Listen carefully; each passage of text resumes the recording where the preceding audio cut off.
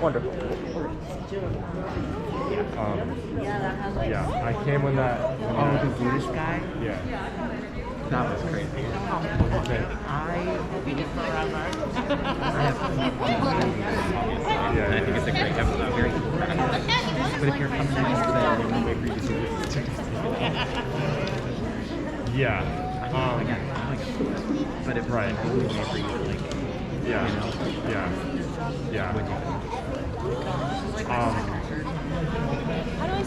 Yeah. Okay. So usually I try not to talk about it because there's this thing that my teacher has me against, but you want to talk about it. Yeah. He actually.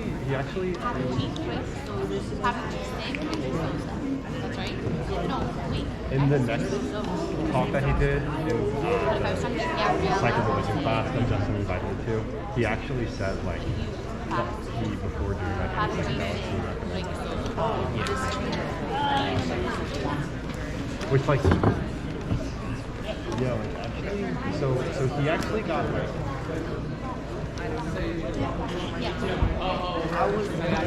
so that guy actually he was like the admin and then he left and part of the reason he left was because like Sorry, one more time. oh yeah, no problem.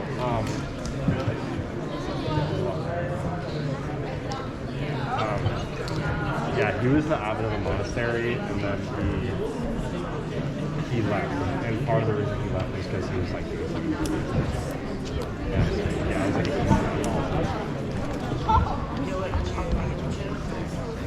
I don't know.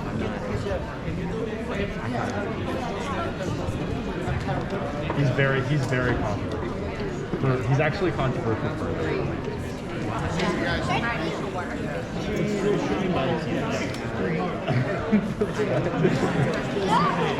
I'm only saying that's public information. Like you can look him up. But he's like a favorite. I have He's I have not. one friend. Who? His friend. Some of them. Found out about it like sophomore year of high school. Yeah. Yeah. That's pretty dope. It's good for him. Yeah. I'm also pretty steep in it myself. It's an interesting. Yeah. I've seen it. I just thought it was an odd. He's an odd guy. An odd class. Also, I have a pretty big personal. Not like I just have a lot of opinions on when things are not like made successful in the way he was talking, especially like to people. So I have some background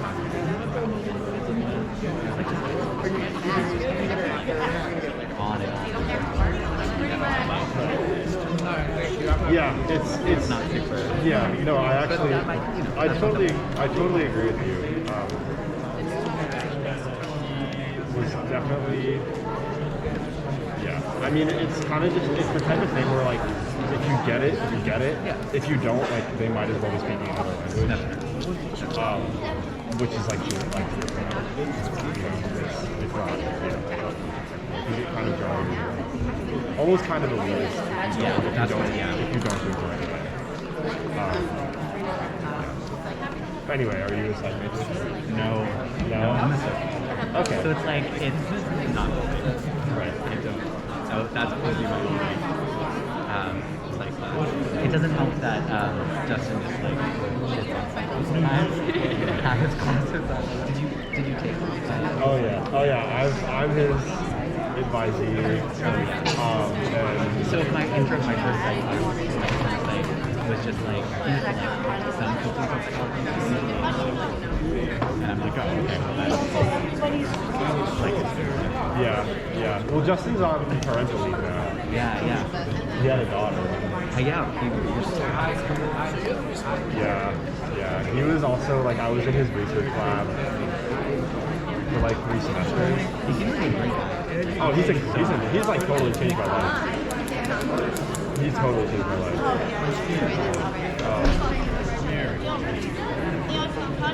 However, I think that You're a second. yeah, I'm a second. For one more semester. What year are you? Not this year. Yay! Yay! How are you liking it so far? Actually, the second semester is fantastic. Good. Because I like know people Right, and like have things to do. But I don't know. No, it's really fun. Clearly. Awesome. Yeah. I found 2016 finally. Oh, who are you? My friends call me a poser, but I'm not so but I Fair really enough. like Yeah, right. I totally understand that. What kind of shows are you doing? most of the fire Yeah, and I've absolutely. been to like one. No, I went to one. I was gonna go to another. Just I canceled. If you want to go to, if you want to see some like really good hardcore shit, you gotta go to Western Mass. Yeah. That's okay. That's just like if I can't get there on the bus. No, yeah, that's so fair. Yeah, when I was a freshman, the scene in Worcester was like really good.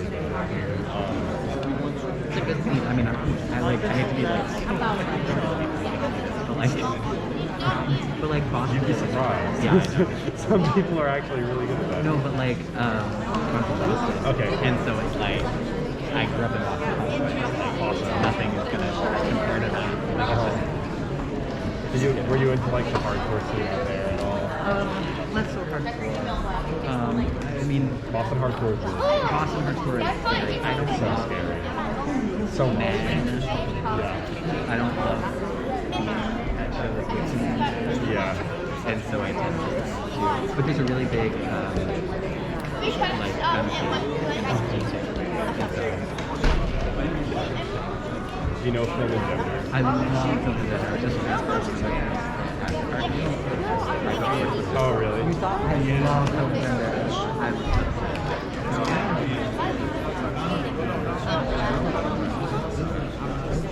Then I went. I'm like.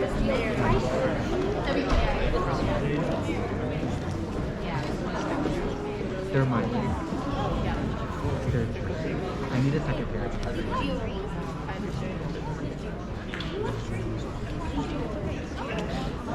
No, I will.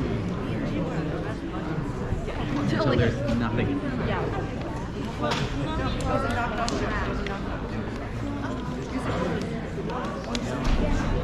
yeah, there's a big. I need to And I get miss more. that because it's so. It's just there's nothing better than like it's just nothing better. Do you like KO?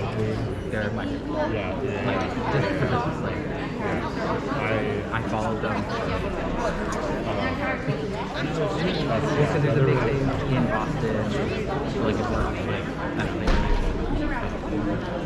and they so they do stuff every month and I've been following Where? this guy Jack in Boston usually in JP but sometimes it's my favorite is there's a church in like a church basement.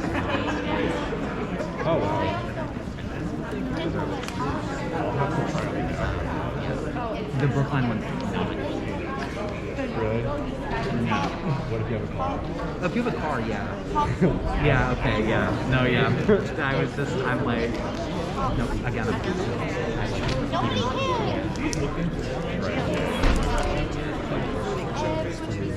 no, yeah, that's great. Yeah, I once played at like a church in Yeah. that was cool. I think there were only like 2 shows there. And they got shut down because somebody did some fucking stupid shit. Where they like jumped down. It was like a balcony like this, like probably 5. They jumped off of it. It's like, why would you do that? I was talking to my friend who I went to the show at the firehouse. There's a big like set of stairs, and then there's like in front. We were like, that's their there.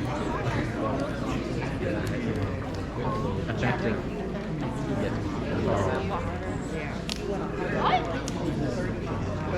No, but it's just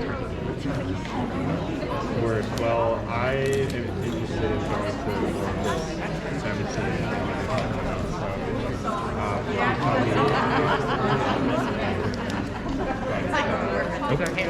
Okay. Do you have a? No, but I have a phone number. Good evening, everyone. Welcome to the Worcester City Council meeting. If you can, please stand for the pledge of allegiance and the last name of banner.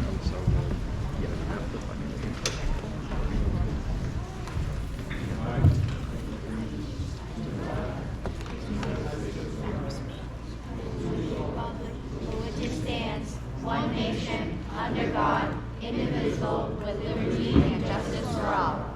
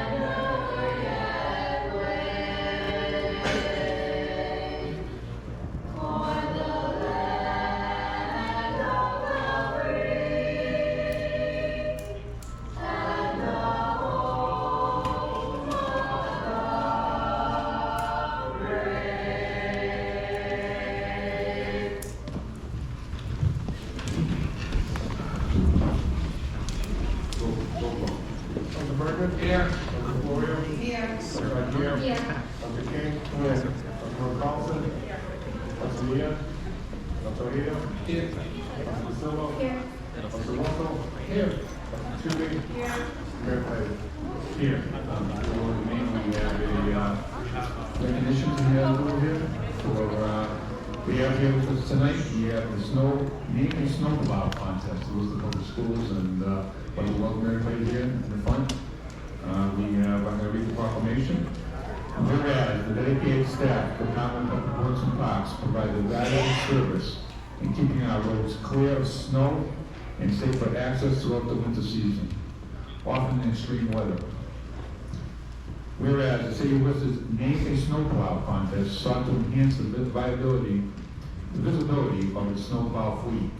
And whereas the City of Worcester Administration collaborated with Worcester Public Schools to celebrate the winter season and the creativity of our young scholars. And whereas the following classrooms submitted winning snowplow names that were selected among the 50 unique entries by the process of public voting. Mrs. Stephanie Trainers, Francis J. McGrath Elementary School, grade 6, class 6. Thank you for being here. Miss Victoria Alexander's Novak Avenue School, grades K through 2, seal class. Miss Amy Cooley, Burncoat High School, grades 9 through 12, theater magnet class. And Miss Sydney Lamotte's University Park Campus School, grades 9 through 10, advisory class. And whereas one name will be bestowed upon the most visible snowplow truck assigned to clear main arteries in each quarter of the city.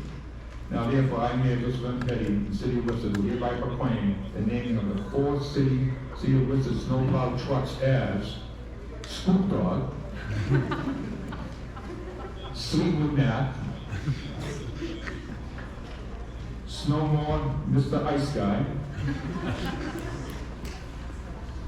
and William Straitsford. Okay, so if Stephanie, Victoria, and Amy and Cindy want to come down, and we'll hand out these proclamations to you. And, or we can do it like that.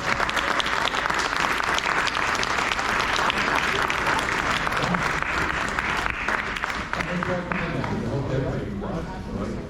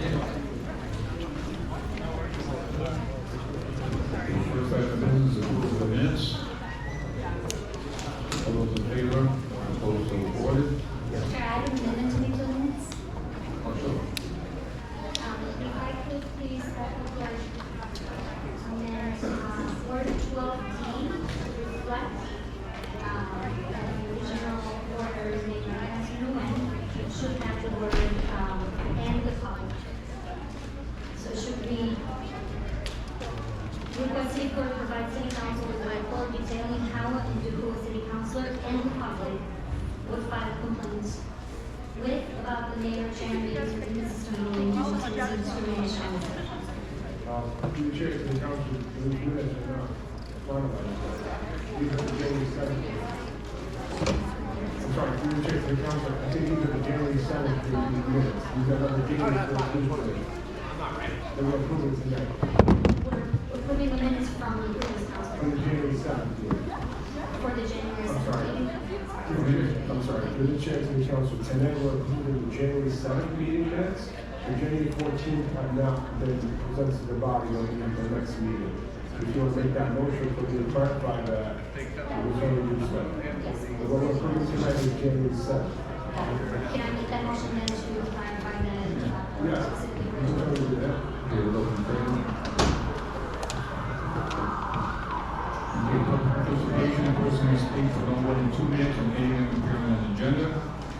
So I just want to say good evening, everyone. Before we get started tonight, it feels important to address and show grace for the ongoing issues within this council body here. Understanding and acknowledge the folks that are doing a tremendous amount of hurt right now at the local and national levels. With the new change in administration at the national level, there's a genuine fear that is valid. Ready to suspend the rules on time to allow everyone to speak who wants to speak and to be heard. This is a good time to have a conversation, continue to educate, and for us to pay attention. This is about working together.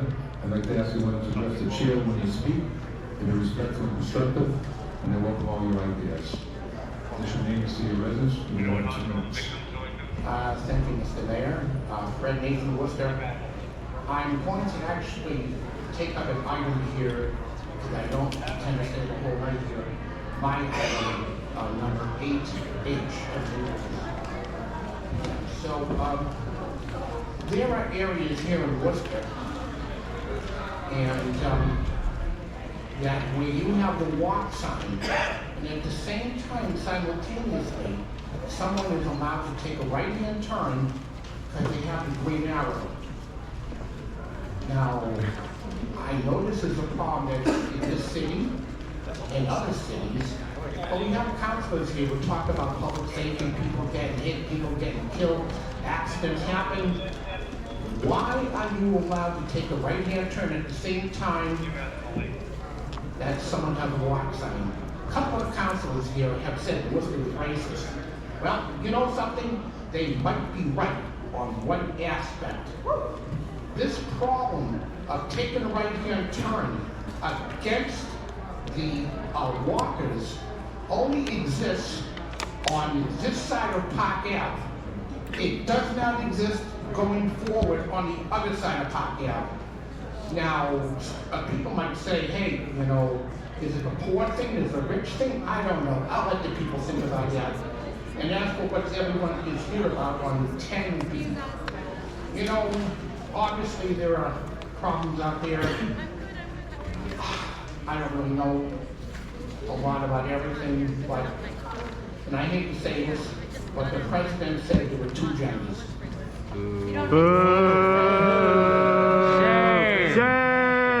Shame! Are you sure your name is city of residence? My name is- Number? My name is Oliver Chadwick, I'm a Worcester resident. Item 12F. It's not it shouldn't be a surprise that continued remote participation is needed when some of the things are going on that we've heard have gone on.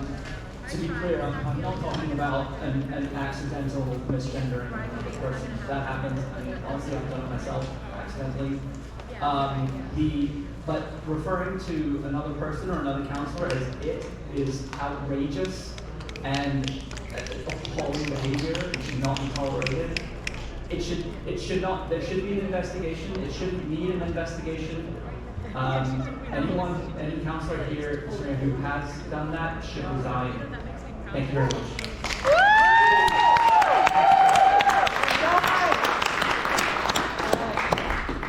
Chair. What's your name, city of residence? My name is Janet Davis. I use she, her pronouns, and I'm a Worcester resident. I'm speaking on items 10B, 12D, and 12F. I am very much in favor of continuing the practice of remote participation in meetings. The first and very obvious reason is to prevent the spread of illness. But people who have health concerns should still be able to participate, whether you are an elected official or a citizen attending for public comment. The other reason to continue with remote participation is for safety reasons. Recently, Councilor Chu Nguyen bravely came forward to share the hate and discrimination they have faced not only from members of the public, but from colleagues on the council. For Councilor Nguyen, remote participation has been the safest option. To impugn them for this is beyond redeemable. I proudly voted for Chu Nguyen, and I campaigned for them, and I personally knocked over hundreds of doors. And I did that because they represented my values on this council. I am forever in their debt for the personal cost they have paid to do so. As we have learned this past week, the cost has been extraordinarily high. The so-called apologies put forth by Mayor Petty and Councilor Merrill Carlson do not show any level of personal accountability for their dehumanizing behavior. Instead, they chose to deflect and accuse Councilor Nguyen of attendance issues. Of course, Councilor Nguyen would choose to participate remotely when they are being harassed. The other deflection is to accuse Councilor Nguyen of being divisive, a tactic used throughout history to try to silence opposition rather than argue positions based on merit. Yesterday, we celebrated Martin Luther King Jr., a person who was also accused of being divisive. In his letter from a Birmingham jail, he warned against white moderates. I have almost reached the regrettable conclusion that the Negro's great stumbling block in his stride toward freedom is not the White Citizens Council or the Ku Klux Klaner, but the white moderate, who is more devoted to order than justice, who prefers a negative peace, which is the absence of tension, to a positive peace, which is the presence of justice, who constantly says, I agree with you in the goal you seek, but I cannot agree with your methods of direct action. I stand here tonight in solidarity with Councilor Nguyen. While councilors here have accused Councilor Nguyen of not fulfilling their duties due to their supposed attendance issues, time and again, Councilor Nguyen has stood up to advocate for the unhoused, as well as improved access to housing, from a strong inclusionary zoning ordinance to most recently petitioning the governor regarding emergency housing shelter policy. Neither Mayor Petty nor Councilor Merrill Carlson have signed that petition. Councilor Nguyen has been an advocate for reproductive rights, having put forth a petition that would curb the false advertising of crisis pregnancy centers, also known as fake clinics. Only to be gaslit by the city manager and ultimately told the city couldn't do it out of fear of a lawsuit.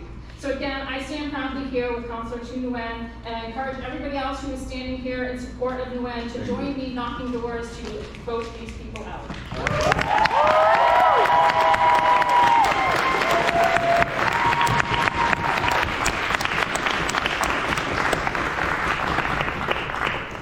What's up, Council?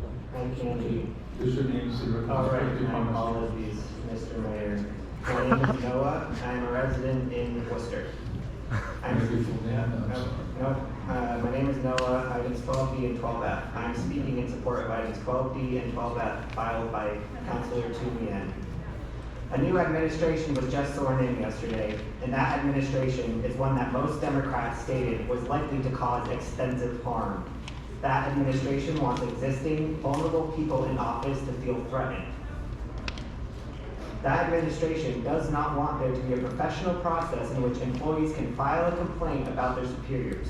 If we don't all work together to protect the human rights and dignity of everyone in our community, Worcester will become another entity that blindly supports this administration. As a council that, for the record, is the majority Democrat, I ask you, is that what you want?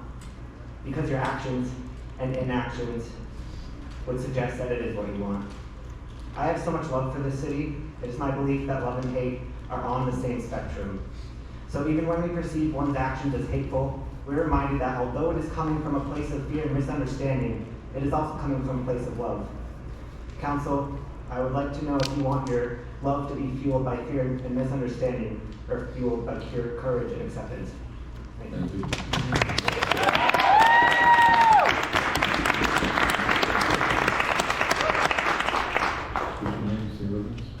My name is Allie, and I'm a Worcester resident and member of the LGBTQ community here in support of items 12D and 12F. Regarding remote meeting participation for councilors and constituents alike, the current guidance issued by the State Attorney General's Office for Open Meeting Law already states that, quote, any or all members of a public body may continue participating in meetings remotely. The open meeting law requirement that a quorum of the body and the chair be physically present at the meeting location remains suspended, end quote. Remote access is a disability accommodation, a boon and boost to citizen participation, and now apparently an occupational harassment workaround for employees with marginalized identities. Failure to recognize current guidelines or to work with the state to extend them past their March expiry would put council leadership once again at cross purposes with both common sense and broad legal guidance. Civic participation isn't just for white, able-bodied, cisgender retirees without dependents, and this council cannot be said to represent all of Worcester if it does not champion all avenues for constituent involvement. This city elected the first openly non-binary official in the state, and in so doing had an opportunity to model equity and inclusion for the entire Commonwealth in our local government. Instead, members of this council have chosen to use degrading language against a protected identity to express a half-digested stew of political disagreement and personal dislike, and to ineptly lie about it when taken to task. A subset of this council has repeatedly come under scrutiny for the inability to abstain from scrolling on their phones during these meetings, to recognize when they have caused harm, to offer apology, and to work with others to repair the impact of that harm. This is hard work, and it takes humility and courage. It is also the skill set that undergirds the successful execution of otherwise empty buzzwords like progress, tireless, activist, and inclusive. A civility whose preservation relies on a group's homogeneity is not, in fact, civility. Your acumen as a leader isn't measured by personal popularity or how many people want to get a drink with you after these meetings. Constituents and colleagues asking you to care about something outside of your personal experience, to grow and learn and offer apology and repair when you make mistakes, isn't sowing division. You don't have to like someone to treat them with respect and dignity. In fact, it is your job to show up here and work not just for your cronies, but for every single person in the city.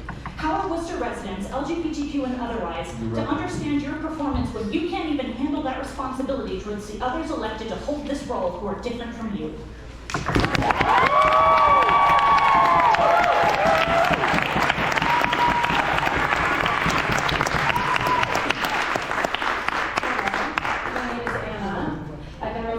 For 24 years, I use she, they pronouns, and I'm a loud and proud queer woman.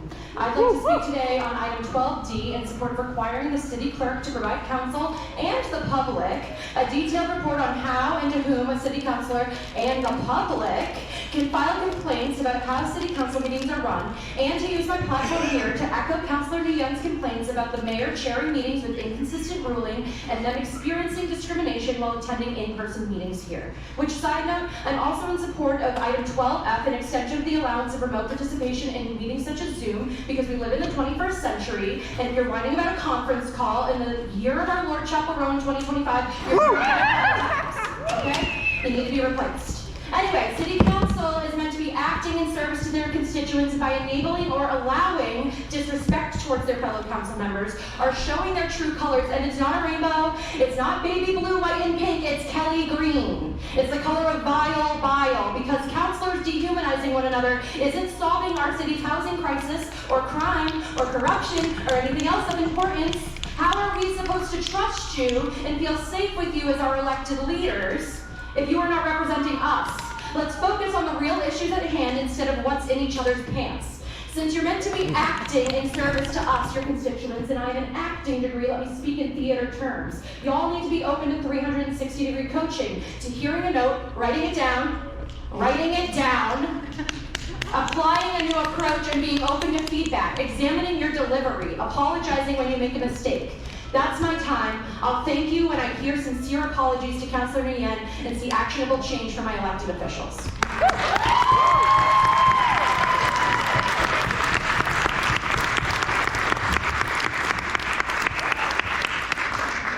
Hello, my name is Gary Hunter.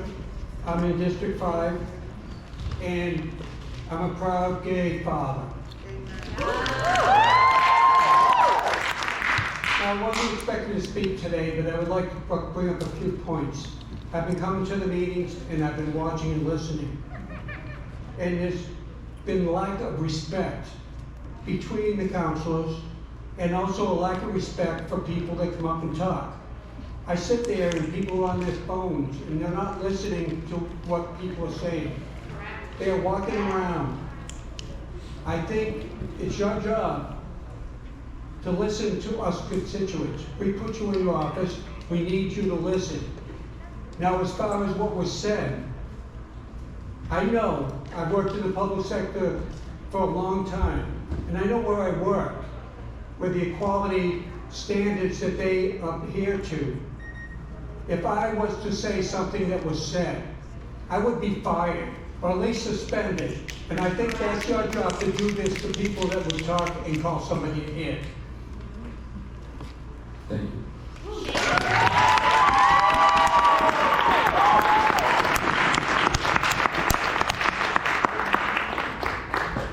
Hello, good evening, everybody. My name is Vic. I am a 5-year resident here in Worcester, also a mental health professional serving the Worcester community. Most importantly, I am a parent.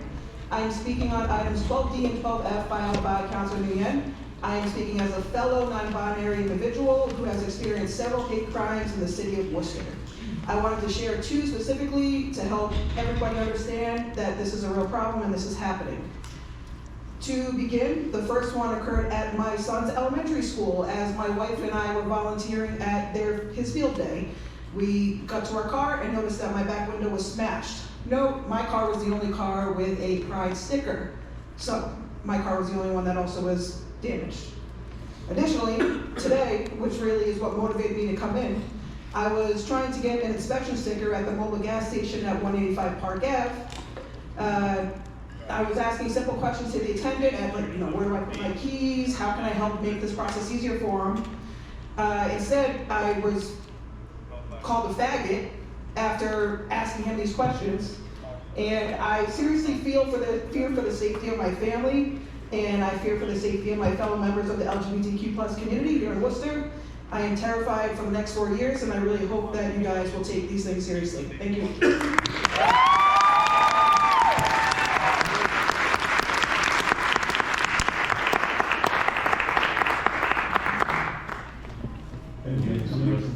My name is David West, born and raised here in Worcester, spent most of my 64 years here. Speaking in support of items 12D and 12F. First, let me start by thanking you all for being here tonight, virtually or in person, to hear us speak.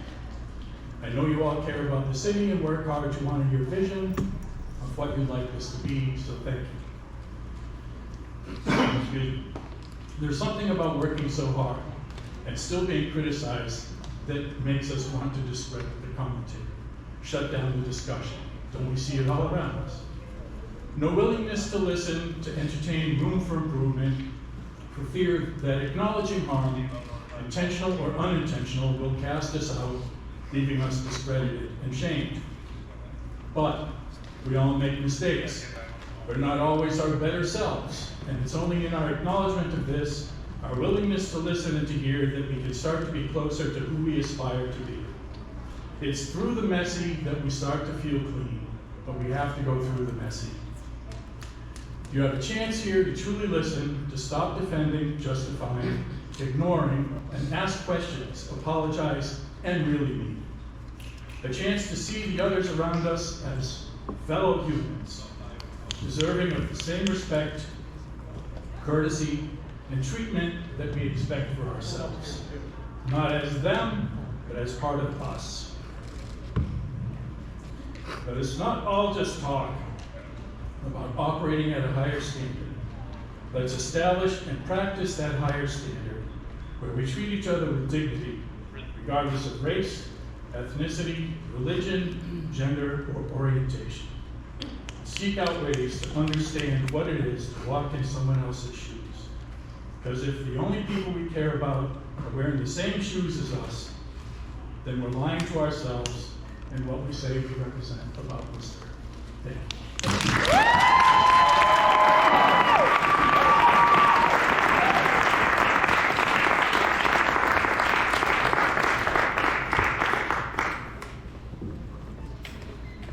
My name is Ariel Timar Alvarez Amatihuen. I'm a District 4 resident of Worcester, and I wanted to show my support of items 12D, 12E, and 12F, as well as 12A, 12B, 12J, and 12K on the agenda today.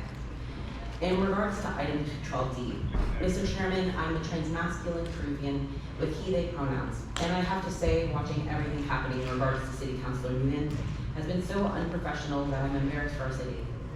Seeing Councilor Merrill Carlson to me and your responses to the statement Councilor Nguyen would release showed a level of inability to own up to wrongdoing and to ask your teammate how you can meet them where they are, especially compared to my workplace experiences where I've been treated with respect, treated equally, and given clear and easy ways to address harm done to me. It's horrifying to me that over half our city leaders are dragging their feet in half-hearted apologies and passive-aggressive statements to Councilor Nguyen, or being bystanders to discrimination and silence. This isn't just about pronouns. It's about providing a safe work environment and a good example to your city. Your actions to not provide a clear and respectful path for Councilor Nguyen to address the discriminatory use of city council rulings, and to instead complain about them coming to meetings remotely when it's the council creating an unsafe and hostile work environment, shows a lack of care for how that behavior will flow out to the world and impact constituents like me, who then have to deal with well-meaning neighbors coming up to trans and BIPOC people to microaggress them, and transphobic strangers to harass and slur them. I hope that the council, especially District 4, will work to be respectful allies and co-workers and not feed into the increase of transphobia in our country. I'd also like to show support for 12E and 12F. As a disabled wheelchair user, I don't have the ability to come to City Hall like this all the time, especially when Worcester and City Hall itself have huge accessibility issues. I just recently learned about remote participation, and I support the continued use of remote participation in Zoom. And honestly, hearing about all this, I wouldn't mind if all city councilors had the opportunity to use remote system. Life happens, and being able to give flexibility to our city workers means more options for the humans who live in our city. I hope that the council will see fit to be adults and to be respectful to each other in your workplace, and to provide clear avenues for people to bring their complaints about discrimination to city council. Thank you.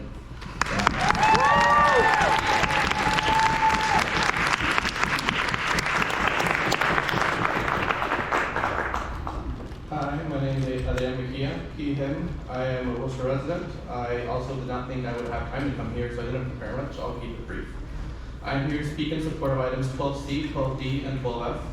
Remote participation in meetings helps more people take part in meetings, obviously, and gives accessibility for people who may otherwise not participate, and I think that's just great. I also support treating all people with respect. I support standing up and fighting for people when they are not treated with respect. A lack of respect is a lack of decorum. Fighting to protect someone against an oppressor, someone using dehumanizing language, is not a quote-unquote lack of decorum. Let's not confuse the two. The city council and the mayor must treat all its members with respect and must not tolerate dehumanizing language. Thank you.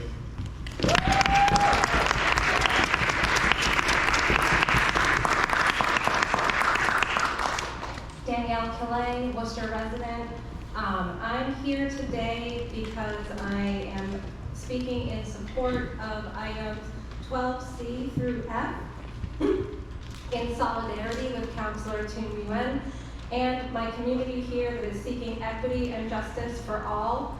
But I am especially here for my daughter. She is a 14-year-old trans girl, and she's also disabled.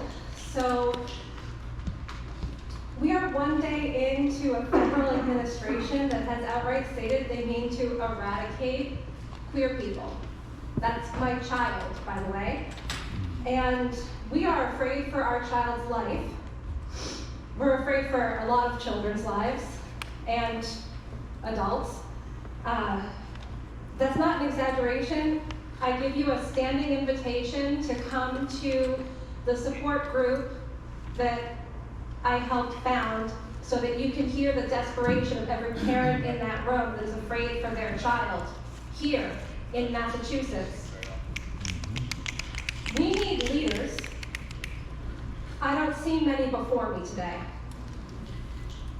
Adults that can't take accountability for themselves or set aside their own self-interest don't belong in power, they belong in preschool. On how to speak to people.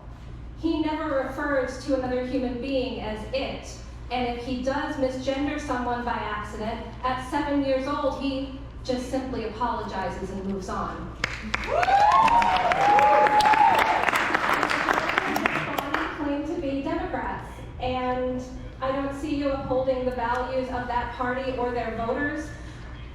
I don't see it in your words, I don't see it evidenced in your actions, and I see it very clearly by the inaction of so many people sitting in these seats tonight that couldn't see fit to make a proper statement about this. The messages of hate pouring in, they are pouring in on your behalf. They are pouring in because you are legitimizing them. You are giving power to the same people that we have to walk the streets in fear of. Do you have any comments? I think that a lot of you are sitting here because of low voter turnout, and I mean to change that come November. Thank you.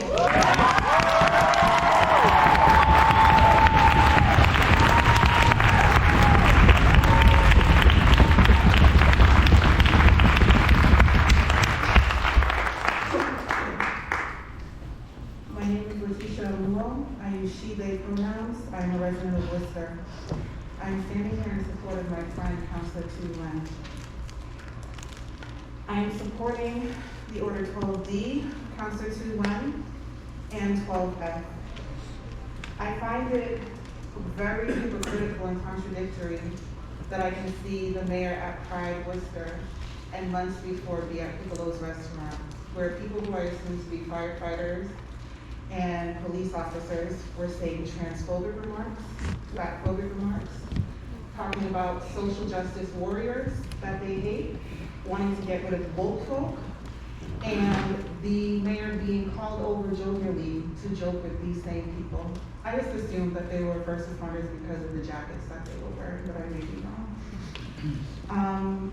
I find it contradictory and quite hypocritical that people here who are elected officials are able to call a person it, but the decorum does not surprise me, because when I've been here, employed by the city of Worcester, my own boss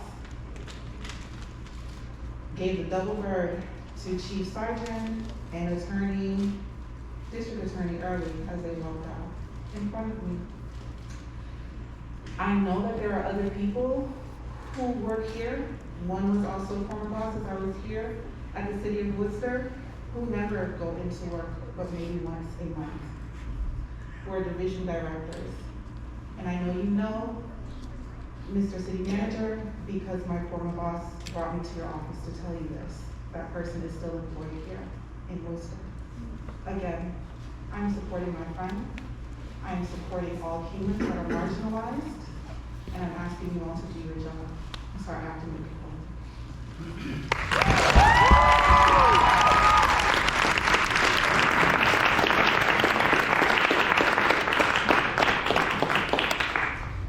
Hello, my name is Tempe Staples, and I'm a public health advocate in Worcester, and I'm speaking in support of items 12C, D, and F.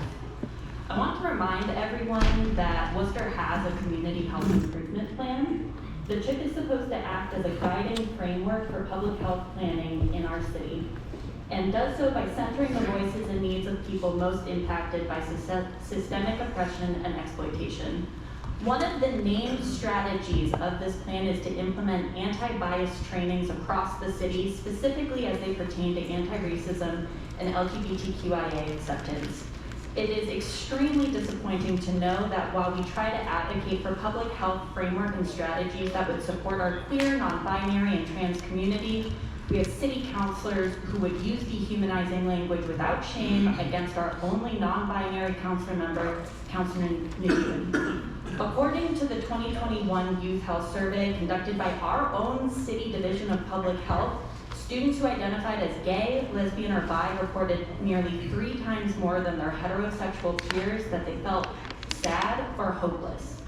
They reported 4 times more likely to intentionally hurt themselves. This is here in our city. They were 4 times more likely to seriously consider suicide and act on it. Your words have impact. Your words build worlds. Your words do have long-term mental health impact and inform what is socially acceptable. Apologies are challenging in our culture because for some reason it feels like we're giving away power when we apologize. Acknowledgement of wrongdoing is actually one of the most human acts on earth. I see 5-year-olds do it every day. Owning mistakes and acting with repair doesn't make you less, it makes you a better leader. I want to ask you to personally interrogate why you are motivated to sit in these positions of influence. Your job is to represent and support your constituents whether or not they look like you or sound like you. Do better or step aside.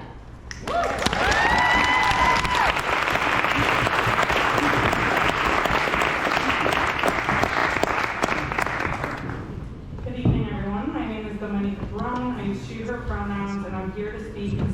support of 12C through 12F. I live in District 2. I'm also speaking as someone who was formerly employed by the City of Worcester and can personally attest to the willful harm and negligence that is a culture of working here. Unless you are a cis white person, you literally know what I'm talking about.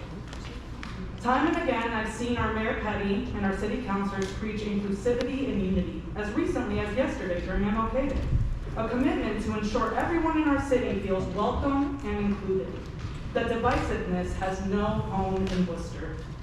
The hypocrisy of making these statements and turning around to publicly bash Councilor Nguyen's statements of experiencing discrimination, not taking accountability or apologizing, which is what every human would do who just wants to be a better person, is divisive and the exact behavior that disconnects you from our community members.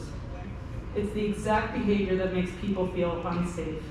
Calling Councilor Nguyen a transphobic slur, because that is what it is divisive. Staying silent is divisive. Disregarding our most diverse city councilors time and time again, publicly, and hanging them out to dry by staying silent is divisive. You all have power to create and set examples for our constituents, and what has been said about Councilor Nguyen is unacceptable. According to our own Department of Public Health, as was previously stated, our youth in our city need you. They are literally trying to kill themselves. The very people you're here to protect. That's disgusting. For these reasons, I ask this council to protect remote access as a measure to ensure accessible participation in city council meetings, and to set up systems and policies that protect city employees who file complaints for discrimination from their boss, from their mayor, from the city manager, from a city councilor. It doesn't matter, because they have a right to do that as a person working in the city. That is their labor right. And a public apology to Councilor Nguyen for perpetuating this culture of hate and bigotry in our city. This is what we deserve from you.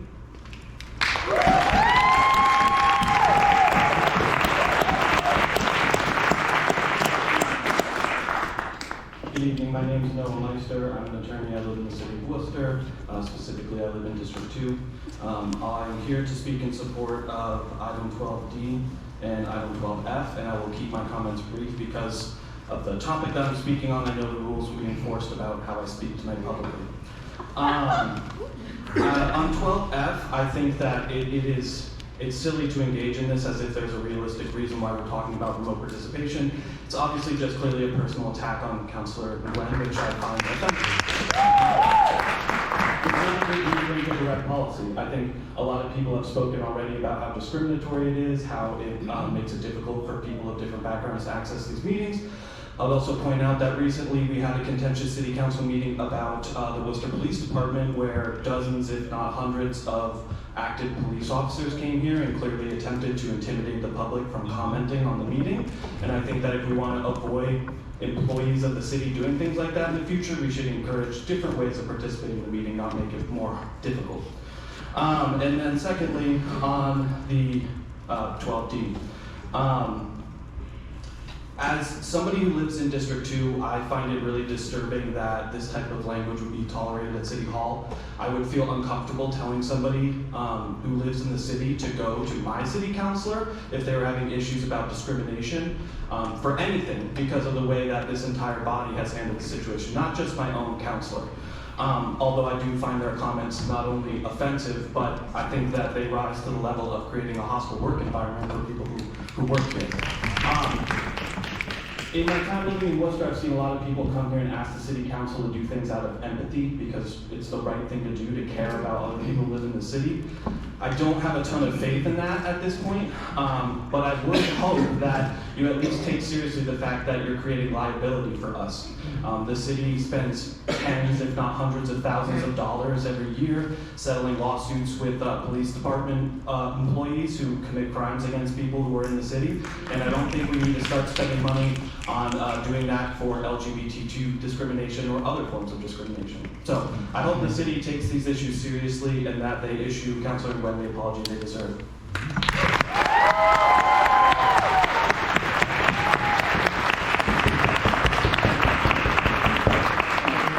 I'm David Connor, and I am a longtime Pride organizer. Worcester.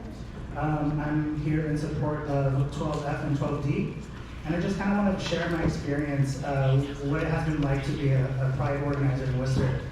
When we first started Pride, we started with $0, and there was a huge resistance to including other people other than gay white men into the Pride organizing. But it was brought up earlier. I bring up Pride because, number one, now we are the largest festival in the city, welcoming over 25,000 people to Worcester, and supposedly advocating for this to be an inclusive city. It's always been a question that's been asked to me if Worcester is an inclusive city or not, and I still deduce that it really isn't, specifically because of what you did and how you guys are responding to that. So Mayor Petty, you're always at Pride, and we invite you to give a declaration on the stage. But this year, City Manager, we invited you to the flag raising ceremony and last minute cancellation for reasons unknown. But it would have been the first time we ever had that, and I really think that is a significant detail that you should think of. And Mayor Petty, I also just want to say, I kind of watched you fumble through public speaking events with Pride, and it's very difficult sometimes to kind of hold my tongue because, I'm here to advocate for my community, and I know that sometimes we don't have an understanding of what that is, but I am here as a resource. And this year specifically, we had a flag raising ceremony that just went horrendous, and it was on the city of Worcester. It was the flag wasn't, the incorrect flag was raised.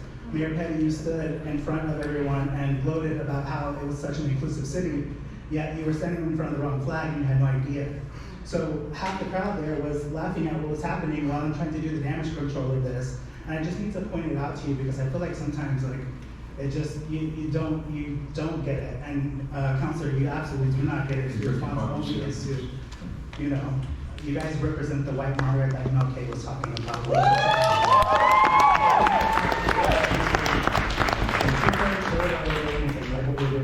Thank you.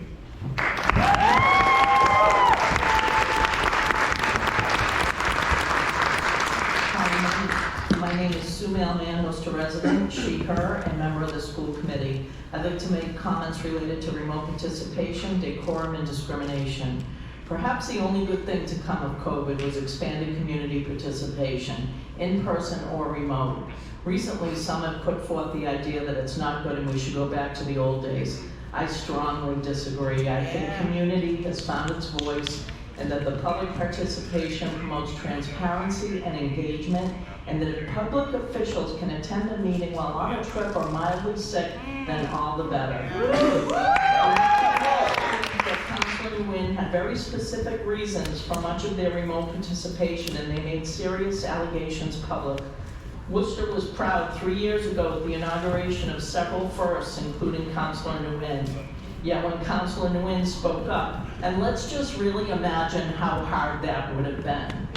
Our city leadership response was to attack the messenger. For the love of God, have we learned nothing? I was embarrassed and angered to tears last week, as in my opinion, that response gave permission for the hate talk in our city on the radio, social media, and even the horrendous Fox News.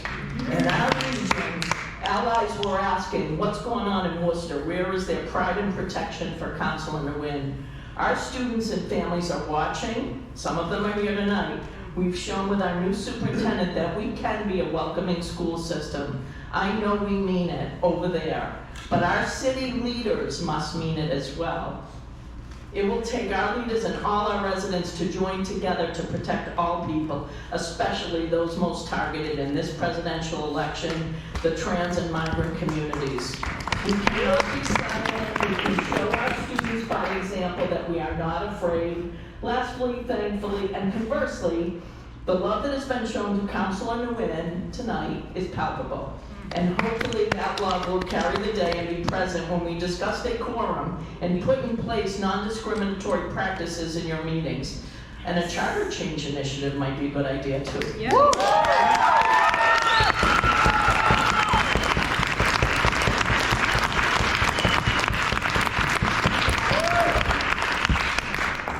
My name is Jack Knoll. I'm a student here in Worcester, and I'm here to speak on support of 12D and 12F. I came to Massachusetts as a college student from Tennessee, a state known for its hate and bigotry. I came to Massachusetts as a non-binary person to avoid transphobia and homophobia. I thought Massachusetts was better, and I have been proven wrong. Shame! Why should we expect any less than respect, dignity, professionalism, and basic human acknowledgement from our elected officials? I know, in Tennessee, these same problems come from corruption. And the best way to fight corruption is with public comment. That's why I believe that expanding participation remotely will help fight this hate, will help fight corruption, and it will make Massachusetts and Worcester a stronger place to live. I expect better. I know the residents who have lived here far longer than me expect better. So there's only one option, and that is to do better. Thank you.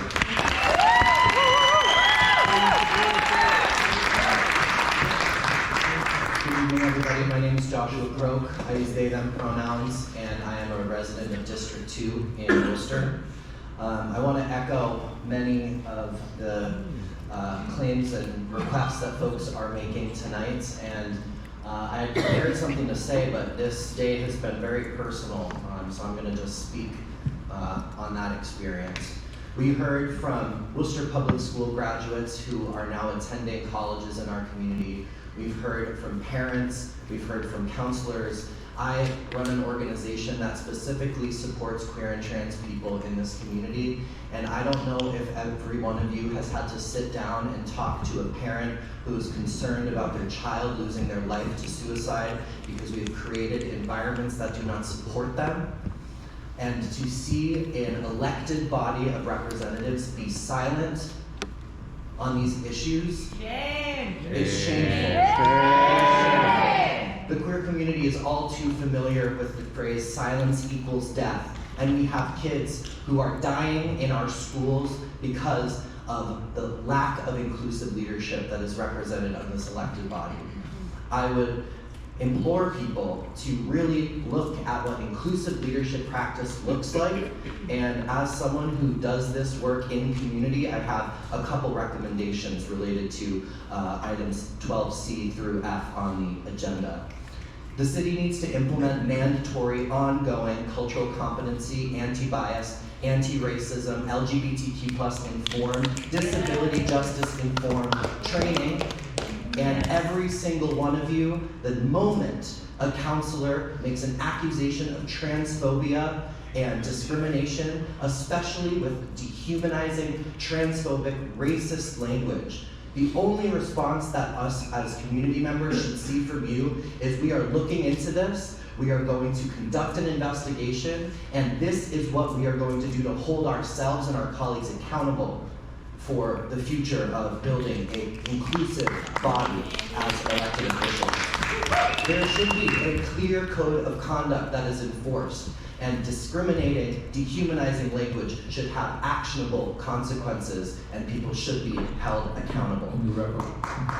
These actions fall on you to carry forward, and if you can't hear the community, it's time to step aside. Thank you.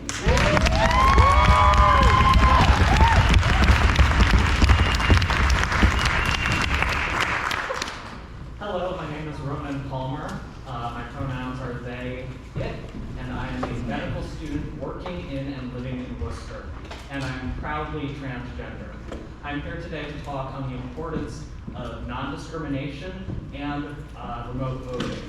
Remote voting is important to the disabled population and its ability to participate in full civic process. Removing it serves no purpose but to retaliate on a whistleblower of the toxic culture at City Hall. This serves as yet another example of the Worcester City Council weaponizing bureaucracy against marginalized voices. The trans population is a linchpin of Worcester. We care for your streets, your institutions, your children, your sick, your city. Under the new administration, we are facing federal systemic oppression. I am ashamed to see that playing out in City Hall as well. Thank you.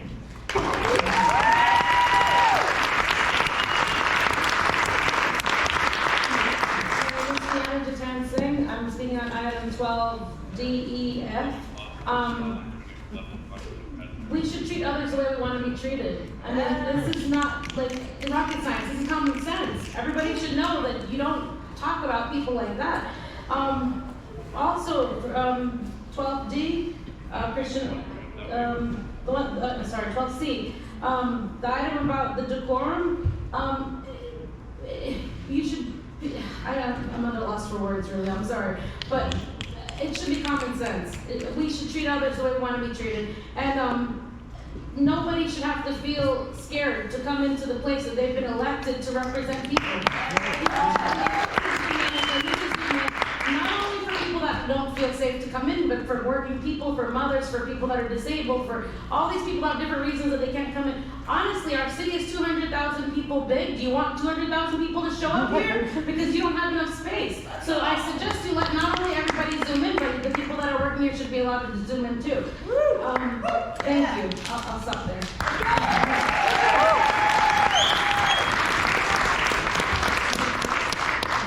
Good evening. Maite Morales, City of Worcester.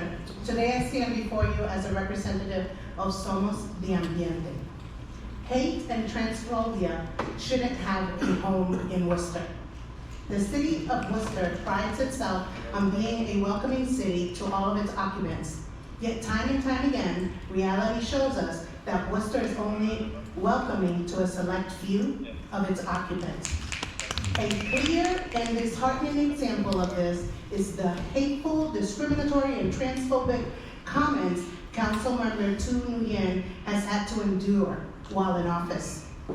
As a Latina LGBTQIA+ Worcester-based organization, it would be remiss of us to not recognize the deeply problematic roots behind a cisgender white woman using her societal capital to inflict violence on a non-binary person of color.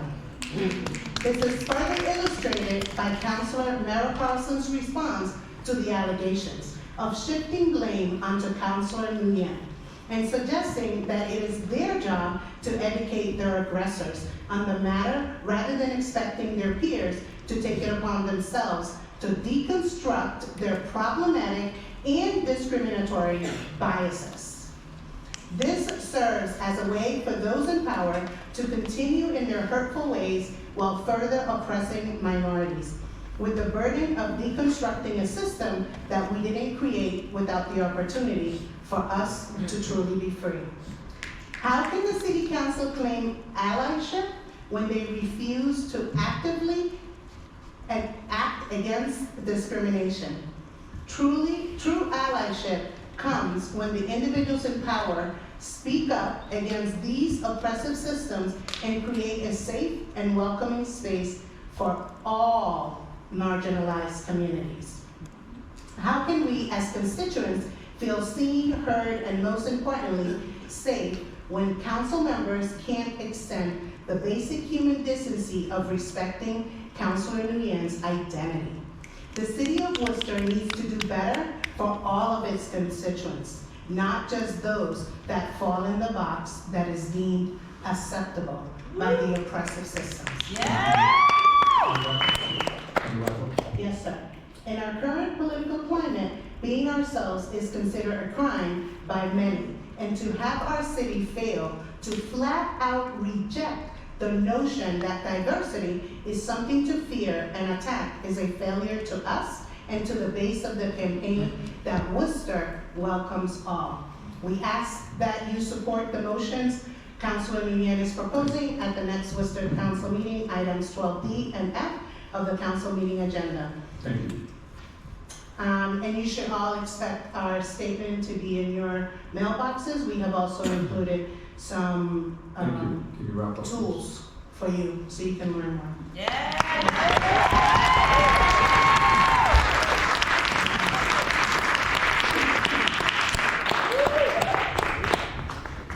have this little staff of transparency and accountability here because you guys made many move for whatever reason today. So maybe we should address the use rules for this for while we're at it. David Webb, City of Worcester.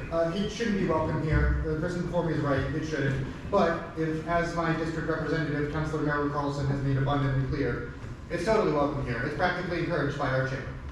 Really, it seems like some people need to be reminded of kindergarten rules, playing nicely with others, doing it to others as you want done to yourself. There were some wildly hypocritical remarks made yesterday morning from our chair and manager at the Martin Luther King breakfast. Those difficult conversations, if they're not happening here, I don't see why you think you're going to be able to have them anywhere else, Mr. Batista. 10B, request City Manager work with the Governor and Attorney General to ensure an extension of the allowance of remote participation options such as Zoom. Yes, for all the reasons everyone already said. Recently, I filed a public records request for the City Manager rules and regulations after the City Clerk cited them in regards to a question I had about Assistant Parks Commissioner Mintonelli not complying with the open meeting law. The Public Records Department was initially confused and claimed that the requested records didn't exist. But after I cited the clerk's email, they were able to pull up a document from 1987. Turns out that the document standard for how often bodies should meet and rules they all need to have hasn't been updated since before I was born. The clerk and various departments are tripping over themselves to justify their decisions instead of actually acting with any consistency here.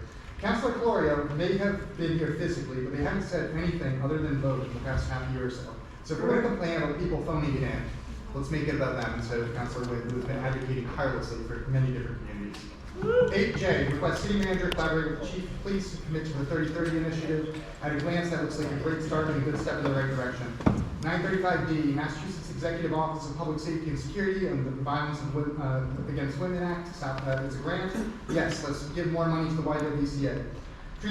Information 939, the city hosted Black History Month. I don't know how many of these events are actually city hosted. It looks like it's just me claiming credit for them, but it does seem like there's some great organizations here. Maybe you should keep them in mind next time there's ARPA funding. And can you wrap up the phone? Yep, I'm in support of 12A through D as any compassionate adult who makes rational database decisions should be.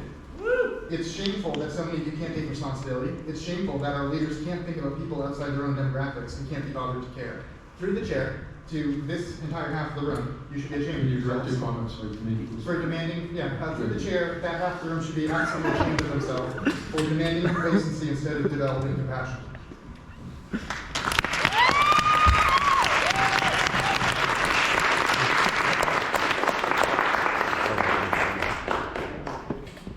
Hi, my name is Emma Narkowitz. I use she, her pronouns, and I'm a queer and disabled resident of Worcester. I'm here to speak in support of items 10B, 12D, and 12F. At the start of the ongoing COVID-19 pandemic, the world changed. Remote work became widespread and people wore masks to protect each other. I have long COVID and remote work has enabled me to participate in the workforce while navigating debilitating fatigue, pain, and muscle weakness. COVID, flu, RSV, and norovirus are surging in Massachusetts. There are visibly and audibly ill city staff and members of the public in the chamber tonight. For me, in-person participation means risking infection, further disability, and death. Thank you to those wearing masks to help prevent that. Climate change has also increased extreme weather events that make it unsafe to gather in person, such as fires, flood, and deadly heat. In this context, mandating in-person participation is dangerous, ableist, and illogical. Some members of this council have tried to use Councilor Nguyen's remote participation to justify the transphobic and dehumanizing hate speech used by Councilor Merrill Carlson about them. This deflection of accountability has emboldened further transphobia, harassment, and violence against Councilor Nguyen. I strongly condemn this hate speech and any attempts to excuse or justify this abhorrent behavior. While participating remotely, Councilor Nguyen has been engaged in improving the lives of Worcester residents. They've supported affordable housing, a rental registry, reproductive health care, safe streets, warming and cooling centers, and helped lead the charge for transparency and equity in Worcester's government. Woo! As a white and cisgender queer person, the rights I have today are because BIPOC, trans, and queer people before me fought to exist in the face of violent state repression. Woo! Trans and non-binary folks do not owe this council or anyone decorum while their lives and very existence are under attack. Trans and non-binary folks do not owe this council or anyone decorum while their lives and very existence are under attack. Allyship is a verb, and if you are unable or unwilling to meet this current moment, please step aside. Educate yourselves.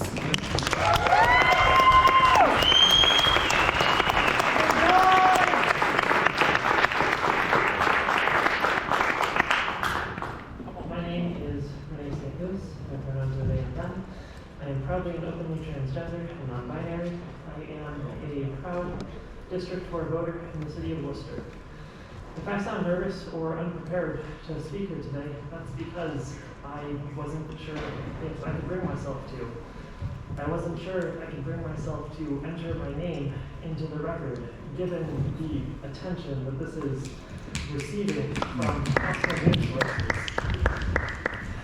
There is a rising tension in this country, in this city, around queer identities, around our safety.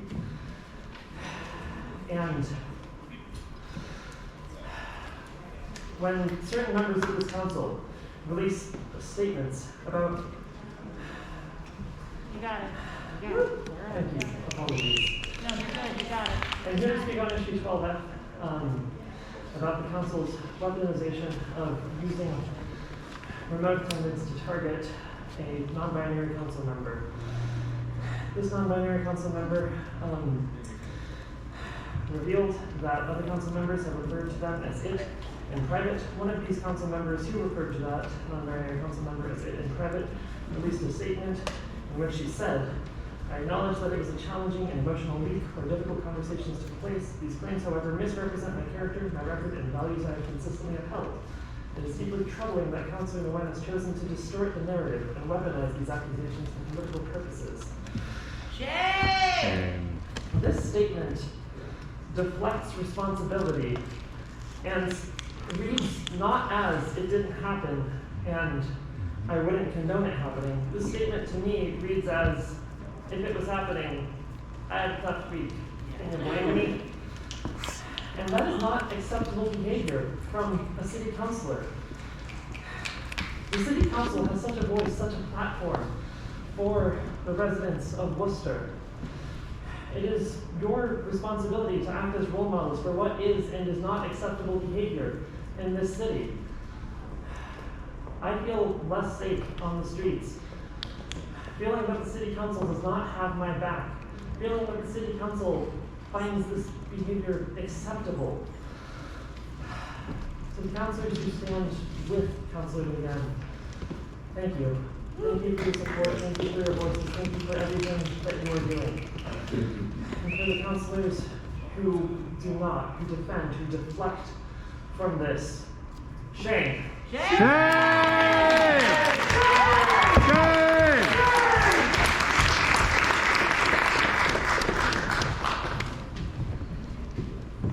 Hi, good evening. My name is Sarah Bertrand. I use she, her pronouns. I am speaking in support of items 12D and 12F.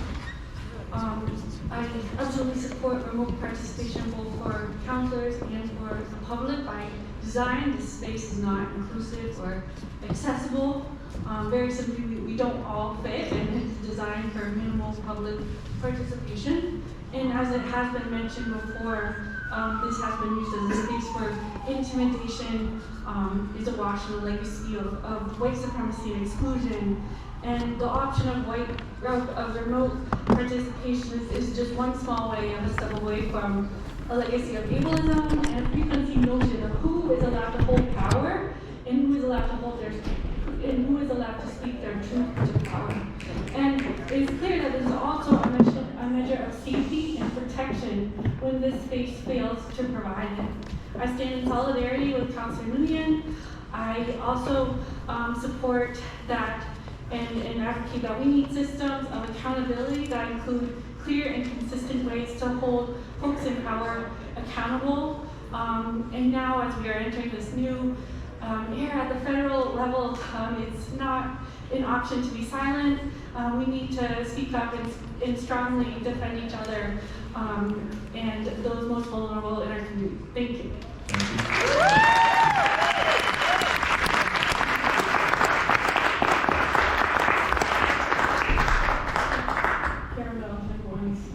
Worcester resident. So I do not have written comments. I usually speak for a little bit longer, but this will be quick. I was actually going to speak on another item that I will mention in a minute, but just to say that I'm in support of 12D and 12F. I guess really the only thing I cannot possibly add to the lived experience that people have expressed tonight, so I just want to lift that up.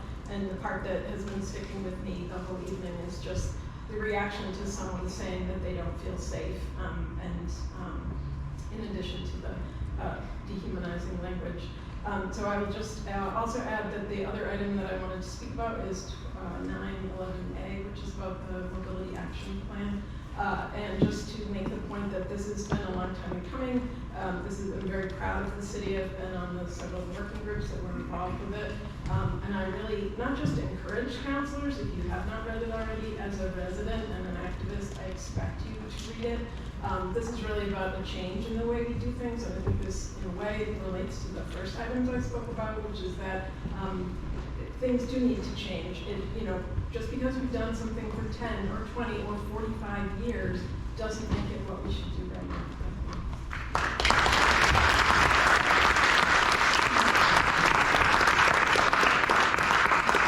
My name is It. I am on Nipmuc territory. I am Cherokee and I'm Muskogee, and a lot of people don't know that my people had two spirits, and this has been for thousands of years. We are disappearing. My people are disappearing. The indigenous are disappearing.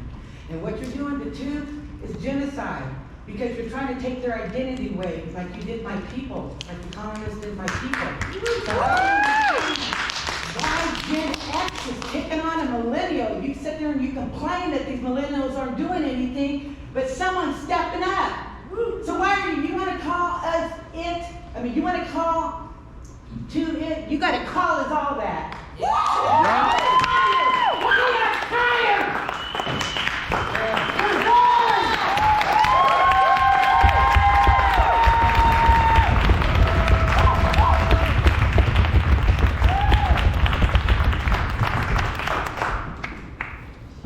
Hello, my name is Lucy. I use she, they pronouns, and I'm a student in the city of Worcester. I was not originally going to speak tonight, but I was inspired by the incredible courage and the incredible words that have been shared so far to share an experience of my own. I am a proud queer disabled individual, and while I may not live in the city of Worcester, I can connect deeply to Counselor Tu's experience. My junior year in high school, I went through a very severe period of burnout, which heavily impacted my mental health. And a large aspect that led to the continuation of that was the repeated attention that its effect on my attendance at school was given. It severely increased the depression that I felt regarding that period of my life. And I wish to draw attention to the potential consequences to Counselor Tu's mental health that can happen by a redirection of that sort. Thank you.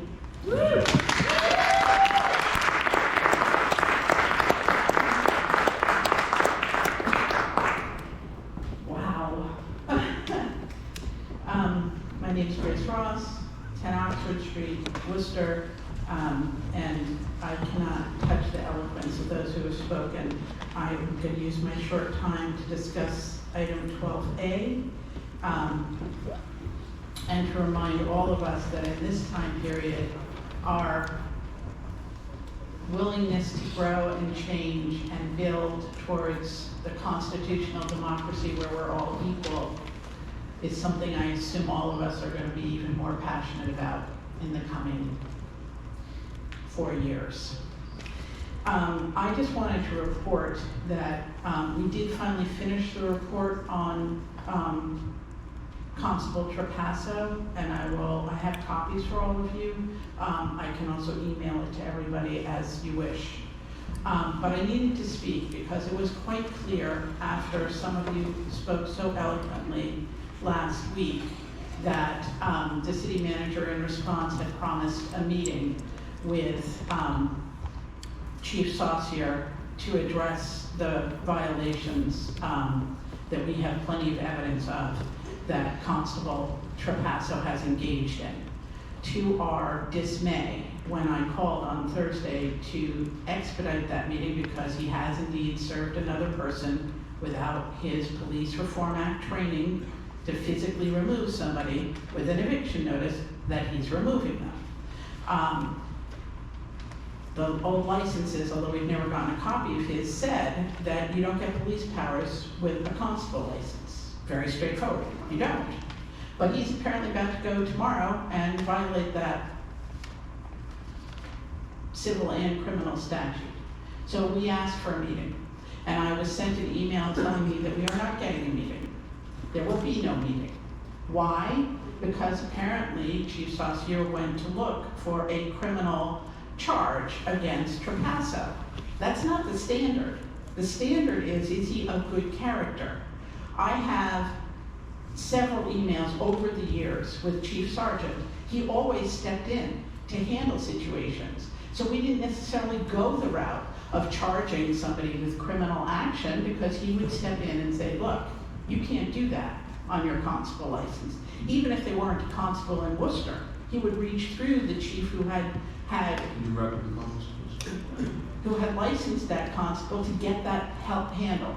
I have all the evidence. We have numerous criminal charges. I'm going to give you guys the report. Anybody who wants the actual evidence, we have documentary, sworn, or video evidence of every single thing we have named here, and we believe we deserve the meeting we were promised in this room a week ago to go through evidence that never got to the point of criminal charges, partly because we've been blocked from doing police reports. And Mayor Petty stood up for us, I think, in 2015 to point out that we, the people, have a right to at least file a police report. So.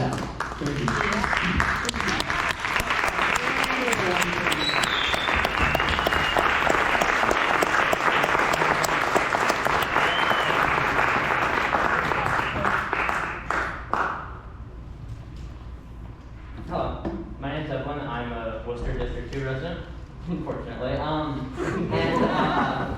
I would just like to say, I came here to this meeting tonight because I knew that it was something that I needed to show my support for, and maybe had a less formed opinion than I should have.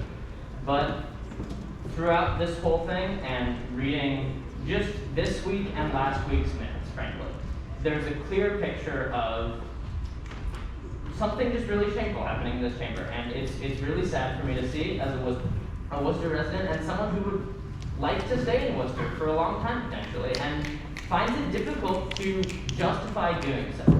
I think that it's ridiculous the way that we see, frankly, Councilor Mara Carlson making statements that not only advance these really disproven bad apple theories about our police department. I understand that I'm a week late for this conversation, but here I am. But also just make character attacks against other counselors that are frankly completely unfounded. And if, you talk a lot about Councilor Nunn's attendance record in your statement about them, and I would just like to question why last week you were the only counselor absent for... Can you refer for your comments to me, please? Sorry, oh yes, of course. Why there was only one counselor absent at last week's roll call vote about the Worcester Police Department DOJ investigation. Thank you. Thank you.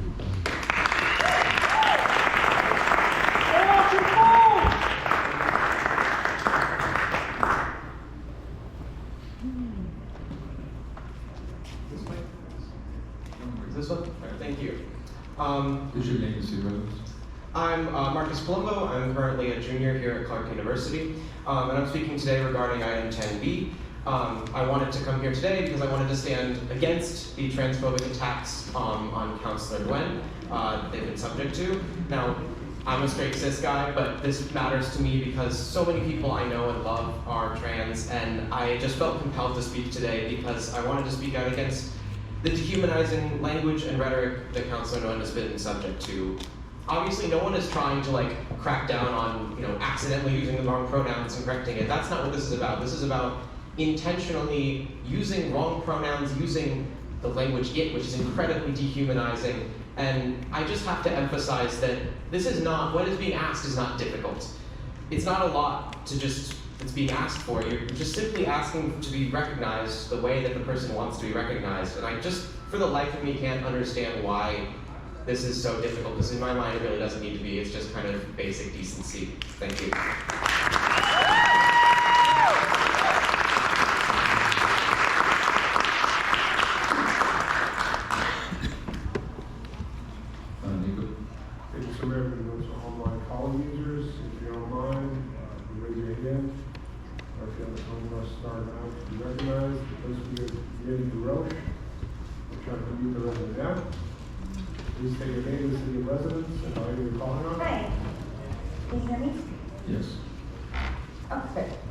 I'm Annie DeRoche, I'm a resident of District 5. I'm calling to support G8, 8H, 911A, 939A, and 10B, and support 5932A. Briefly on the LGBT issue, I want to offer the only thing that I haven't heard said so far is we want the students who come from our amazing colleges to stay here and work here, and the generations that are coming from millennials and younger are not putting up with this kind of culture and behavior. If we want to retain our college students after they graduate, we need to do better. On 911A, I want to commend Commissioner Raleigh and the team for the Worcester Mobility Action Plan. It's a major step forward. I hope for a presentation tonight, but I don't think that's happening. I urge everyone to take a look at it, especially detractors who like to claim we weren't notified about climate changes. On 10B, remote participation is extremely important, but we need to not just look to the governor, we can also look to the legislature. I have emailed you all a list of the bills that need to be supported or combined, and I've got them posted on Facebook and such if anyone else wants to look them up for me. Virtual attendance makes serving on the council or even addressing me like I am now feasible for single parents and disabled individuals like myself facing challenges like sick kids or health abuse. On 8H, traffic lights should always go on turns. I am shocked that there are rare occasions where me and Fred agree. But instead of fixing intersections one by one, we need an intelligent system. I also emailed you all about this just before the meeting, that detects pedestrians and cyclists in real time and adjusts dynamically. It'll save the city money. It'll save people from potentially getting hit by cars. And it'll also potentially save people gas mileage. On 932A, the tree map, absolutely fantastic. I'm really glad that we're doing it, but requiring property owner approval undermines the mission to combat heat islands. Need, not convenience, should guide this program. I also want to point out, again, accessibility issues. The tools we are using are not accessible on mobile devices. They are not necessarily as easy to use if you need translations, and they are not accessible to all people who are disabled. By January of next year, the ADA requires WCAG internet standards to be met. And if we are going to meet those by next January, we need to do the work now. On 939A, thank you for recognizing Black History Month before we're halfway through it, unlike the past few years. And 11F, I know we don't usually talk about mothballed items, but please bring that back up. We need answers on that and a wide variety of other issues from the WRTA. Thank you. Get off your phone.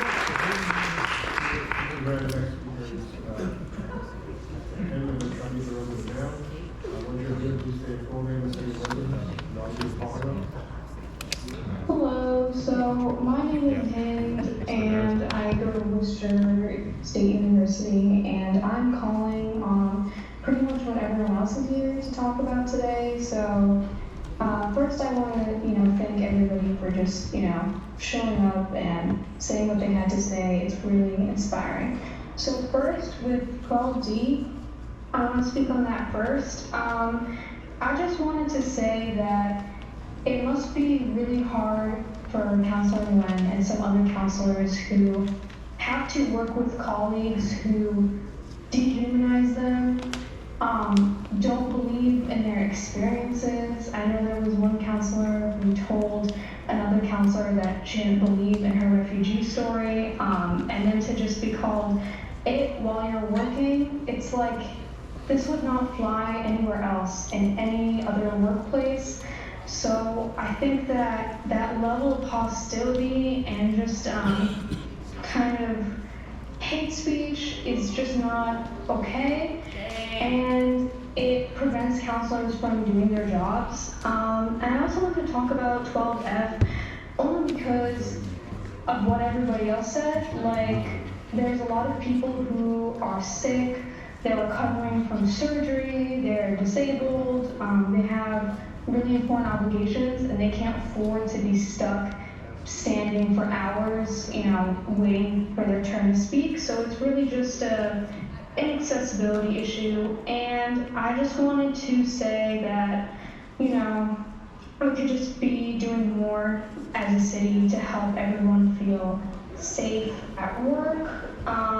And it's just really also important to note that the counselor who engaged in that hate speech did so because Counselor Fu was speaking on political matters that they disagree with, and I just think it's always unacceptable to engage in hate speech against your political opponents. Just there's ways to disagree without just engaging in that kind of speech. There's ways to respectfully disagree, and I also think that as someone who's Palestinian, it's really sad to see a person of color getting dehumanized in this way for standing up for other people of color. And I just really felt like compelled to speak today.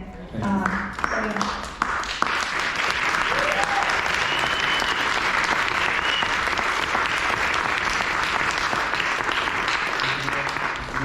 The next speaker is Chris. I'm going to try and move the resident down.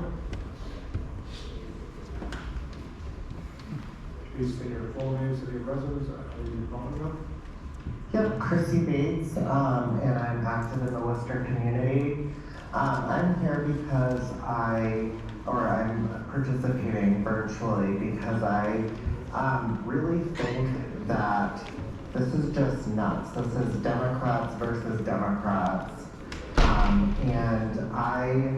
If it was anyone that was the most prolific government official in my life, that has been Mayor Petty. And I really appreciate the work that he has done to not only make me feel comfortable, but I think we can't forget the work that Joe Petty has done for us and the city. And I just think that this is really about a clique or a clique of people that are pretty exclusionary to claim that they're inclusionary. And I think that we really need to be careful when we're initiating conversations, and we need to be taking accountability when we're creating a hostile environment, the very environment that you're claiming other people are doing towards allies, right? Because LGBTQIA includes allies, and for me, I think Mayor Petty is a wonderful ally. I look forward to his leadership and other people. Please let them finish, okay? Instead of people being so hard, I think we should move forward in unity and that's what I have for comments. And I believe that people should be showing up to work. I think that's a basic thing that's how we keep family medical leave. What about disabled people? Use the resources in the community. Thank you very much. And they could talk as long as they wanted? Yeah. Shame. Shame. From Zoom. You shouldn't use it. Yeah, from Zoom. Literally.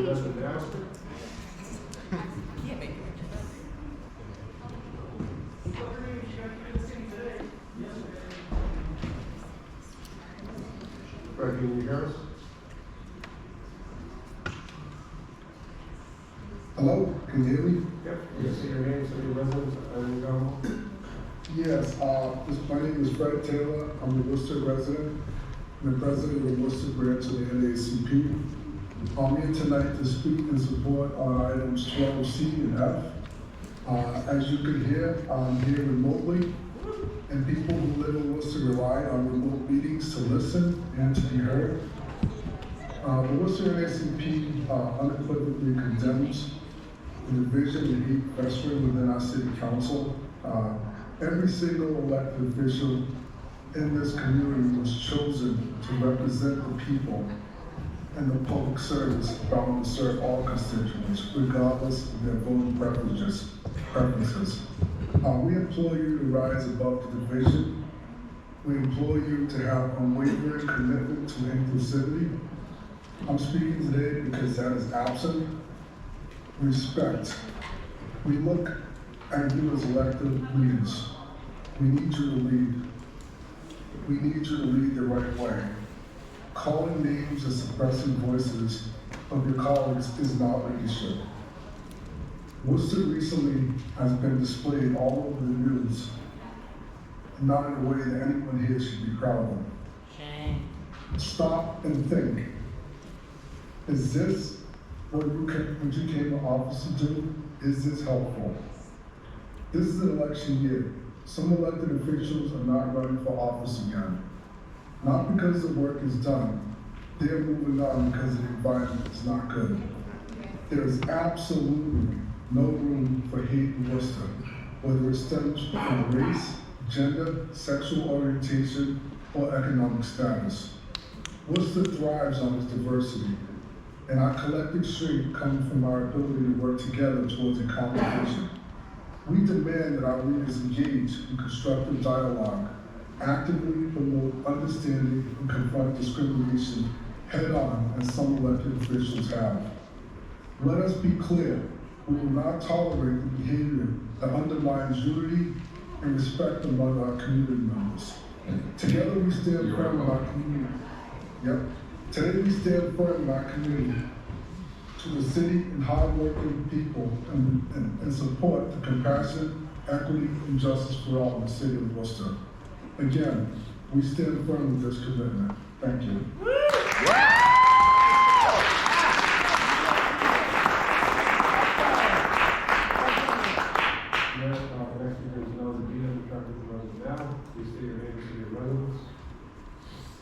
Hello, my name is Ali Medina. I'm in Patel Kajani district.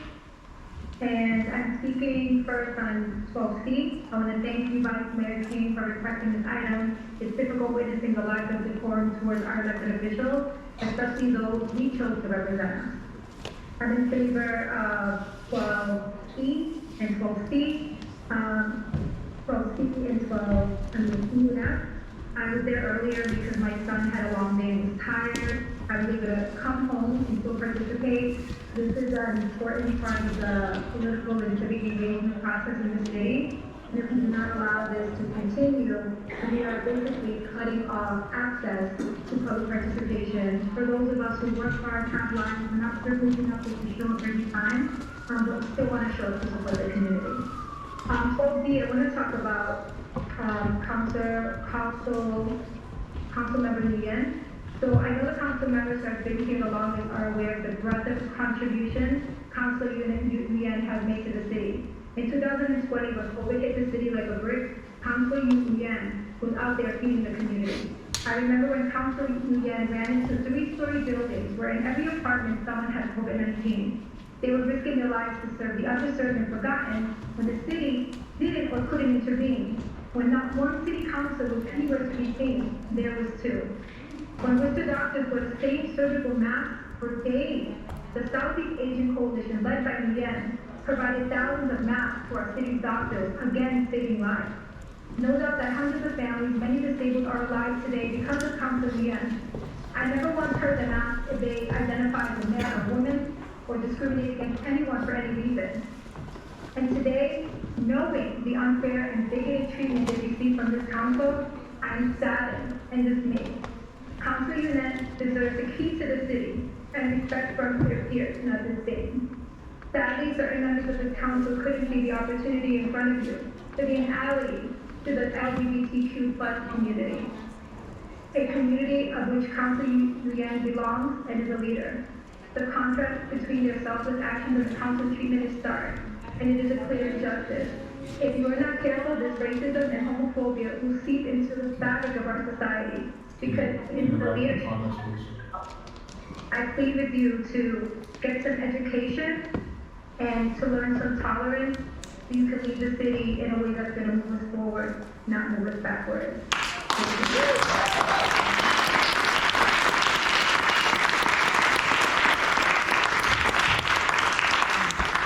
So Mayor, we're calling you to the last one, which is 9704.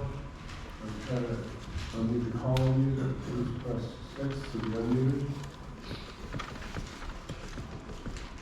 Good evening, my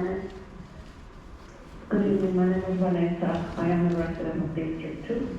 I am calling in support of Councilor Nguyen, and I'm also calling to plead with all of you, council member and mayor and city manager, we look up to all of you to lead us, especially these difficult times approaching us. We need to be able to respectfully acknowledge all of our differences. And in a way, we can achieve unity in the community. It is disgraceful to see the type of comments that people are expressing and how they're expressing themselves about another human being. I'm new to District 2, I'm a long-time resident of Worcester, but because of everything that has happened after the discrimination and the uncomfortable situation and the way that Councilwoman Union has been treated, I unfortunately cannot support my current councilwoman. And I just want to plead with all of you to please look at everyone, look in the room, and acknowledge the differences so that we can continue to build community. Otherwise, we really are, doomed. So thank you so much for your time. Thank you.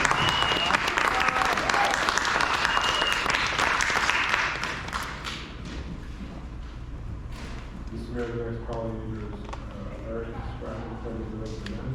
Please say your names for the city residents. Yes, Eric Stratton, City of Worcester. I'm calling in support of a number of items. First, 8H regarding turns against the pedestrian signal. Yes, this should absolutely happen. It's absolutely best practice, and it will save lives. This is a really important measure, and I'm in support of this. As far as other items regarding public participation, which is I think 10B, 12E, and F. Again, absolutely, this should be encouraged and continued. This allows people who have other things going on in their lives to continue to actively participate and be involved, whether that involves childcare or caring for elders or parents, whether that involves travel for work, whether that involves simply being unable to make it due to illness or other circumstances. We should be encouraging public participation. This to me seems like a no-brainer. The healthy democracy benefits when more people can participate. With regards to 12D, yes, this is really, I'm sad that we have so many people who have to spend their evening coming to City Council to speak up on this topic. And I find it really hurtful to see this type of behavior from some of the members of our City Council. Worcester loves to claim that it's the heart of the Commonwealth, but really it seems like we don't like to act like it, and it's very sad that that's the case. We should be better. And that starts with you all, with our city council, with our leadership, with our city manager. When we talk about leaders, we want to see you doing something and saying something. We are very tired of this do-nothing behavior that a lot of our more established members of the city council seem to take. And we want to see you acting. True leadership involves lifting up our vulnerable populations. And this is something that we wouldn't think we'd have to say, but apparently that isn't the case. It doesn't involve deflecting. It doesn't involve saying things like, I had a hard week. True allyship and leadership, yes, true allyship and leadership involves action. And we want to see you all act and stop acting like babies. Thank you. Yeah.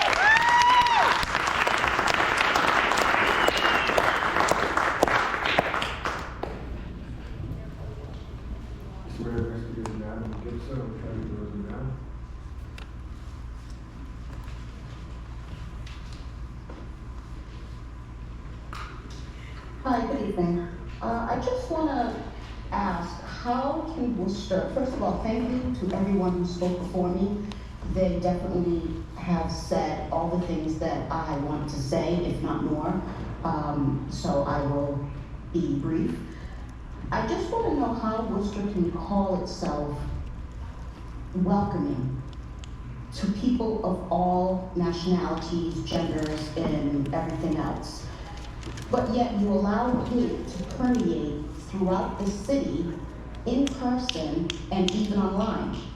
And when I say online, I'm talking about the City of Worcester's live feed, where you have members of the community that are calling people vile names. Shouldn't it be prudent that the City of Worcester would either remove those people? You can't turn off the comments because then people will talk about being censored. But give these people a warning or something, because by you allowing people to spew this hate on your own website, you're telling everybody else, it's okay. It's okay for us to talk that way. I think that the city also needs to start using the LGBTQIA+ community, and for the other speaker that mentioned that A was for ally, I thought it meant asexual, but I could be wrong. It does. Start using that community along with the BIPOC community for state and federal funds, only to turn around and allow this distasteful, dehumanizing, hateful rhetoric to proliferate.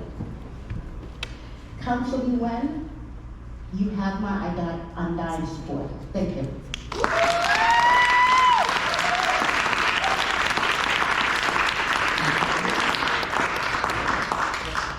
Our next speaker is Maria. I'm present with us now. Please state your name and address. Hi, my name is Marie Roulette. I was born and raised in Worcester. My family currently resides in District 2. I'd like to speak on items 12D as well as 12E and F. Firstly, I just wanted to acknowledge everything that's been said tonight, these harrowing stories of what some of our community members have experienced as queer people. I think a lot of the time, people who don't identify as queer, as non-binary, think that the concerns that are brought up this evening are a war of words, like ideology, buzzwords, hypothetical arguments, and that's not true. These are real stories, like the ones shared this evening, or like the story Councilor Nguyen shared. I'm extremely, extremely disappointed by the way certain members of this body chose to address the concerns Councilor Nguyen expressed, or the dehumanizing language that was used to describe them.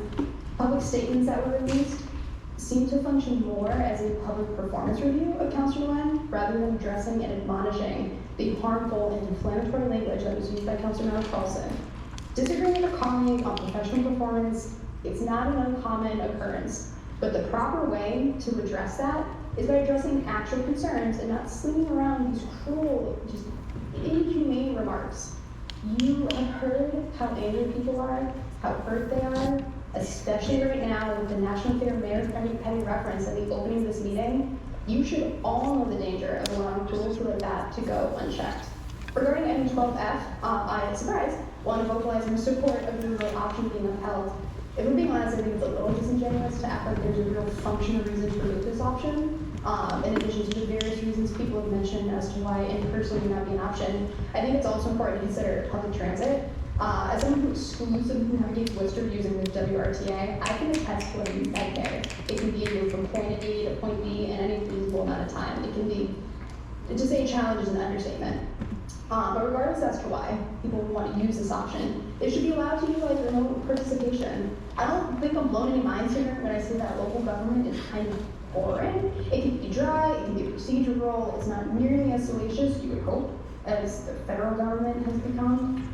And it's also the most important place someone can point their attention if they want to see immediate impact on their lives and on their community. We should be resolving the barriers that prevent people from engaging in Worcester politics. That's what the remote option does. Regarding item 12B, I just want to caution the body from using the report on like an increase or decrease of public participation since the remote option has been introduced. Sure, yeah, almost done, so sorry.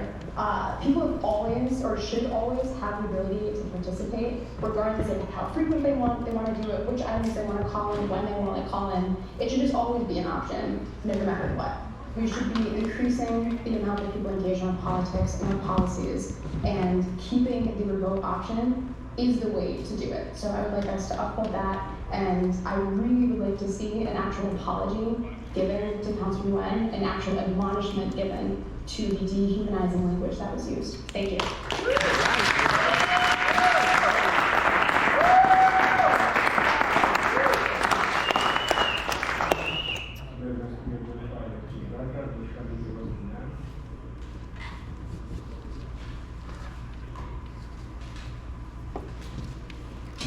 please say your name, city of residence, and I will call it.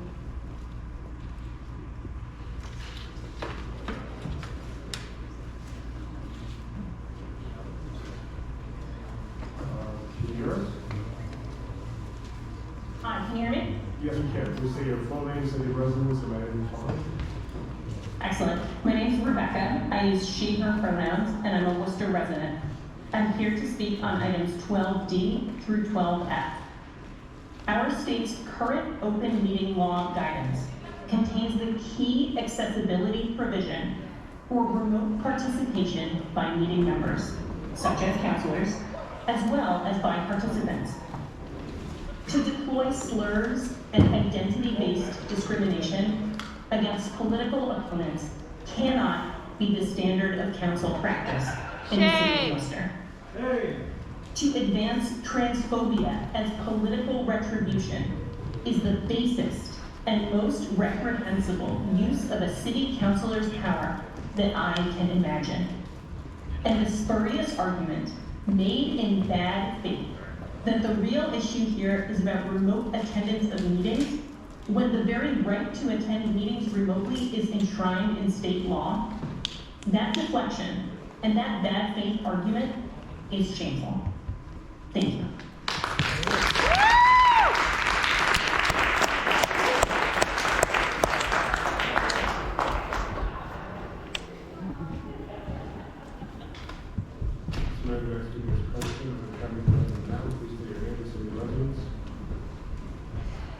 My name is Kirsten Frazier, and I'm a resident of the city of Worcester. Like so many others before me, obviously, speaking remotely is something that is a benefit to participation in city politics. Participation in local politics is key. That's the way that we all become involved and have a say in what happens to us as a community. My pronouns are she and they. I also am a part of the queer community, and what was said to and about Councilor Nguyen has been, as stated many, many times, was incredibly dehumanizing and needs an actual apology, not an excuse that, oh, it was a busy week. But I would also like to speak in regards to 12C, which is the report about decorum. That goes beyond just the language that was used in speaking about Councilor Nguyen. It refers to the attitudes and the words and language that have been presented towards other councilors of color on the council. When people get called out for not following the rules, that does not mean that they are an agitated person. That means that they are frustrated with somebody not following the rules the way that they are supposed to. So when you refer to a member of the council who is a person of color as an agitated person, you are promoting the trope that somebody who is of color cannot be allowed to express their frustration without it coming out as aggressive. Please make sure that we do follow the rules of decorum, and if you expect others to follow the rules, then perhaps we need to start looking at following them first yourselves. Thank you very much.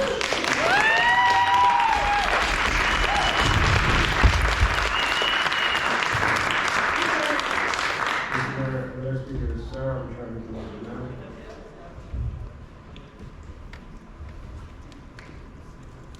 Can you hear me? Yes. Hi, my name is Sarah Van Houston. I'm a resident of Worcester. I've been here only about 2.5 years, came out here for one of the colleges in town. And I applied to the colleges here in Massachusetts because of the culture in Massachusetts and the political climate in Massachusetts.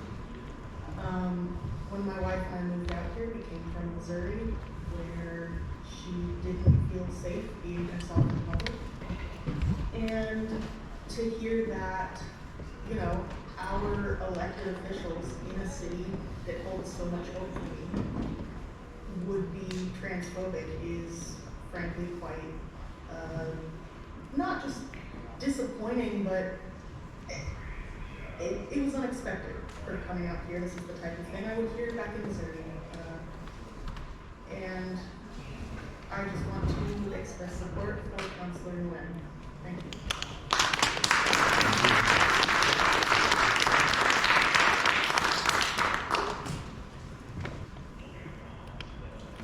So that's the last call we use for the part. So we're back to the agenda. Let's go through petitions. Does anybody see it? The first is 7A to 7B. Motion is to open the hearing.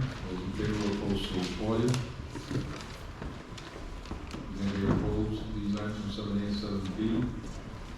The final locations? Is anybody opposed? Motion to close the hearing and to adopt. Those in favor, opposed, so reported. We have petitions, refer to the public, 8A, refer to the public works, those in favor, opposed, so reported. 8B to 8. 8H for the traffic and parking, those in favor, opposed, so reported. 8I, general. 8A should go to administration. 8H. 8A, as an apple. Is that fine? Okay, we submitted the second, all those in favor, opposed, so reported. 8I, so the hearing date for January 28, 2025 at 6:30 for full location at Preston Drive. Those in favor, opposed, so reported. 8J, New York, requesting the council to seek and collaborate with the chief of police to commit a 30 by 30 initiative. He's here. So we'll send that to the city manager. Those in favor, opposed, so reported. Patrick Gray requests council request city manager of the United States Post Office to restore mail collection box service to Bronco neighborhood. Send that to the manager. Those in favor, opposed, so reported. Patrick Gray requests city council request manager to provide council with a report concerning additional updates regarding the status of renovations in the reopening of the field, funding update secured at phase 1 and phase 2, between outline and communication related to June 18, 2024. Manager of Mr. Chair, can I go to Parks, please? Yeah, I was going to say that. Senator Cox, those in favor, opposed, so reported. This is the manager's calendar. I'm assuming that people are waiting for one in front of us. I guess tonight is 10 each. 10 each. Request manager work with government plan agenda to ensure extension of allowance of no participation in sports such as zone public meetings. Along with the other items that we did last year, Council, I did that last weekend. Thank you, Mr. Chair. Let me just start by giving my heartfelt thanks to all of you, every single one of you, and especially those of you who testified so bravely. And I am so sorry that what has happened on the City Council and the remarks and the executive orders by the President have caused the entire community, the trans, queer, LGBTQI community to feel unsafe. And as someone who has felt deeply troubled and deeply hurt on behalf of Councilor Nguyen and myself for the climate that has been perpetuated by the City Council, I just want to say I'm so sorry. And I will recommit myself, as always, to stand strongly by you all, and whatever you all need, you have my all support. It's been really, it's been really hard to see, and encouraging and lovely and amazing to see so many of you that have stepped forward to condemn the transphobic hate, the dehumanization and erasure of Councilor Nguyen's reporting multiple incidents of the use of transphobic slur "it" against them. And I want to say unequivocally, as I've said in my public statements and in the hallway, that any attempts and all attempts to avert our attention away from a toxic culture at City Council and the transphobia against Councilor Nguyen needs to be called out for what these attempts are: victim blaming deflections. On a personal level, it's really tough to be here knowing that the transphobic hatred and violent remarks that Councilor Nguyen has been receding locally and nationally since they bravely and in a very vulnerable way shared being reduced to an eat by a colleague has gone uncondemned by most of the elected leaders, including the mayor of the city of Worcester. Shame!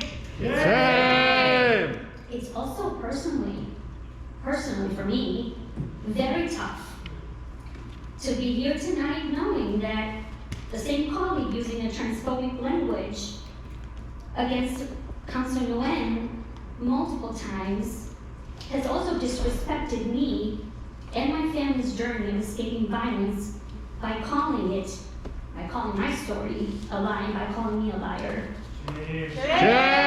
However, I'm not going to use that to distract from the attacks on Councilor Nguyen. I'm bringing it up to illustrate that there is a discriminatory, toxic culture alongside transphobia that has been allowed to comfortably exist at City Hall. And Mr. Chair, I hope in time other elected officials who are no longer serving, who have witnessed and experienced that toxic culture, feel comfortable to share their experiences publicly whenever they feel comfortable. The transphobic attacks against Councilor Nguyen and the absolute loud silence in the face of it have left me to wonder why the majority of this body are so unwilling and resistant to upholding the values of diversity, equity, inclusion that members of this body profess to live by as elected officials and residents of the city. With that said, I have some questions for you, Chair.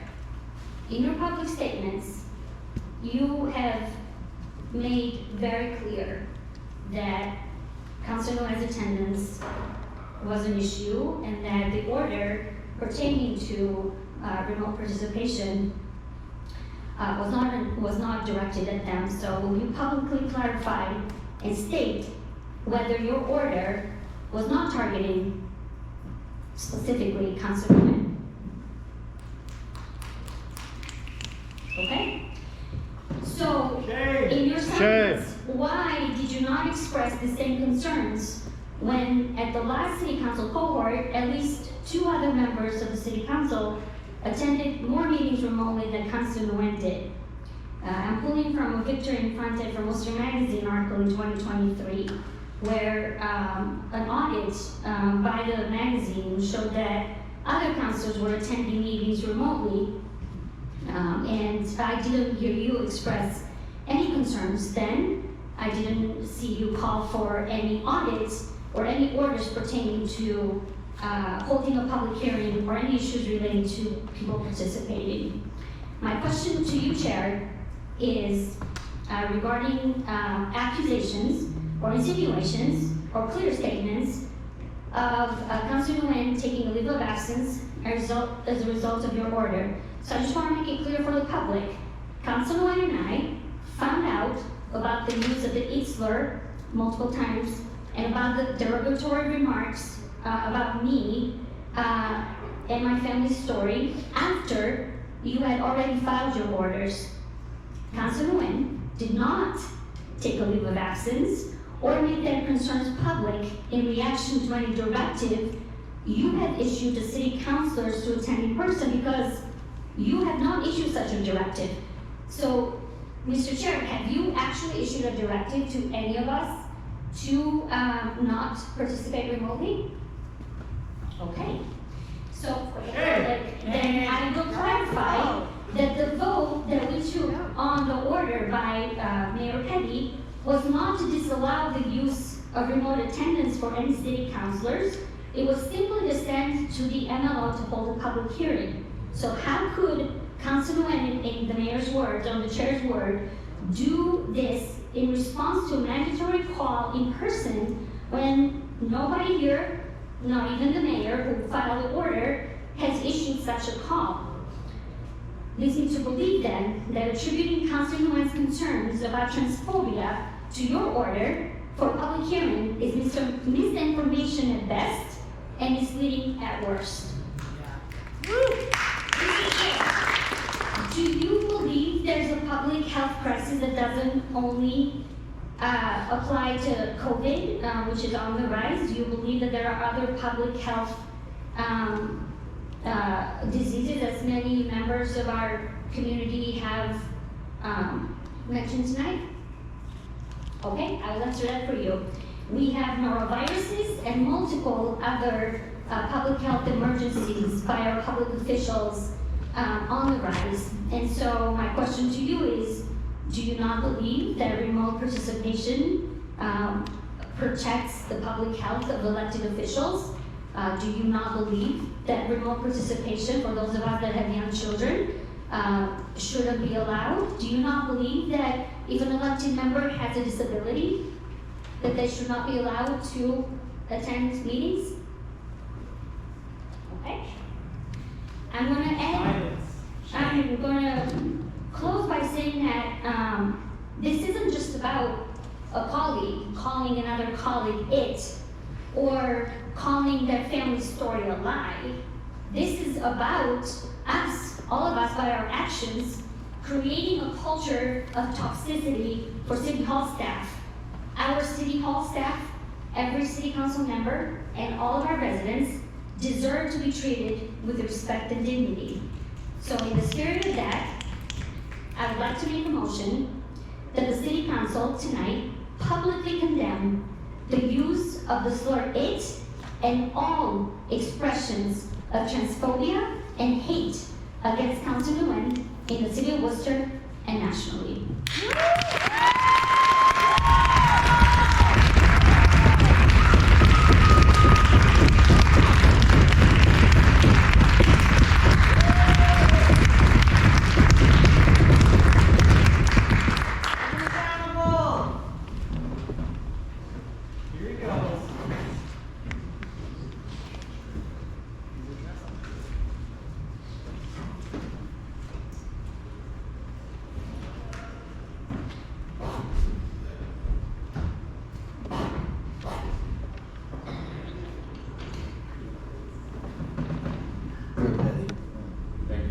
Chairman, first of all, I thank everybody else for coming out, showing the support and support tonight. Thank you for being here tonight. And me personally, I think I treat everybody in this room at all times with respect. Always have done that, and always will do that. Do not create a toxic environment in the city or this room. Never will allow it. I know we discussed this one is called the room in the time of my order, as we pointed out, as a punishment. Really explain the rationale for it. We've already gotten public participation. My experience, I really believe that I felt the meetings not run well when elected officials participate remotely. They had a discussion every week with the city court about this issue, and that's why I put the decorum order on, along with this order, because I think the previous meeting, which you get emotional, I understand that, but when some foul language is used, I just think when people show up in person, we tend to be better atmosphere between other problems. I always will. Order in the gallery, please.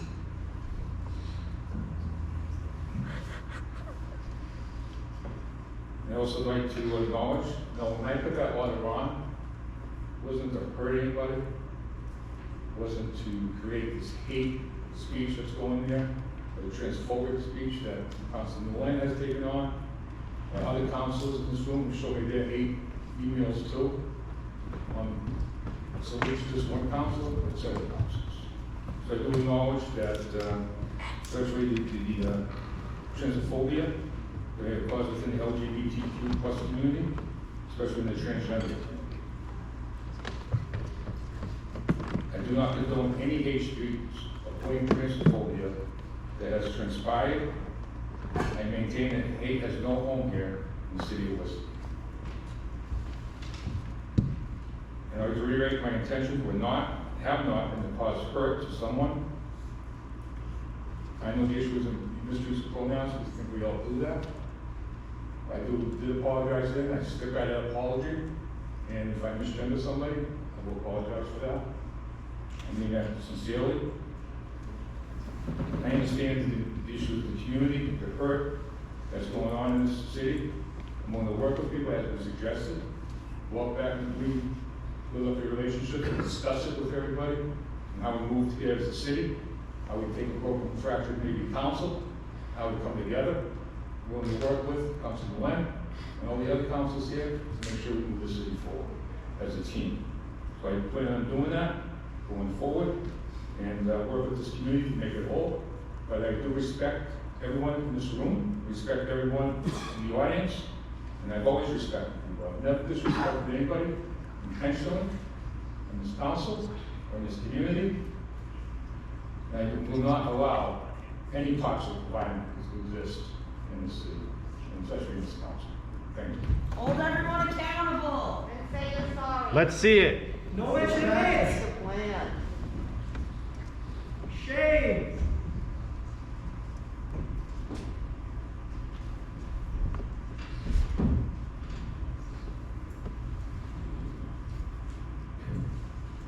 So we have 12. So take 78% at MO. Councilor King. Thank you, Mr. Chairman. I just want to begin by acknowledging the courage that Councilor Nguyen had in speaking their experience. I expressed that to them that night, and I'm expressing it once again, Mr. Chairman. You know, it's not easy to be in these chambers and be marginalized. As a member of a marginalized community, I know exactly what that feels like. You know, a couple of weeks ago, I lost my composure and I expressed regret. Some folks took that as an apology, but what it was I regretted being stereotyped and placing myself in a position to be called threatening and intimidating, Mr. Chairman, after 9 years of showing the opposite. That being said, you know, the safety we're looking for here isn't a physical safety only. It's a safety that cannot be achieved by additional police officers. It's a psychological, emotional, social, and spiritual safety, Mr. Chairman.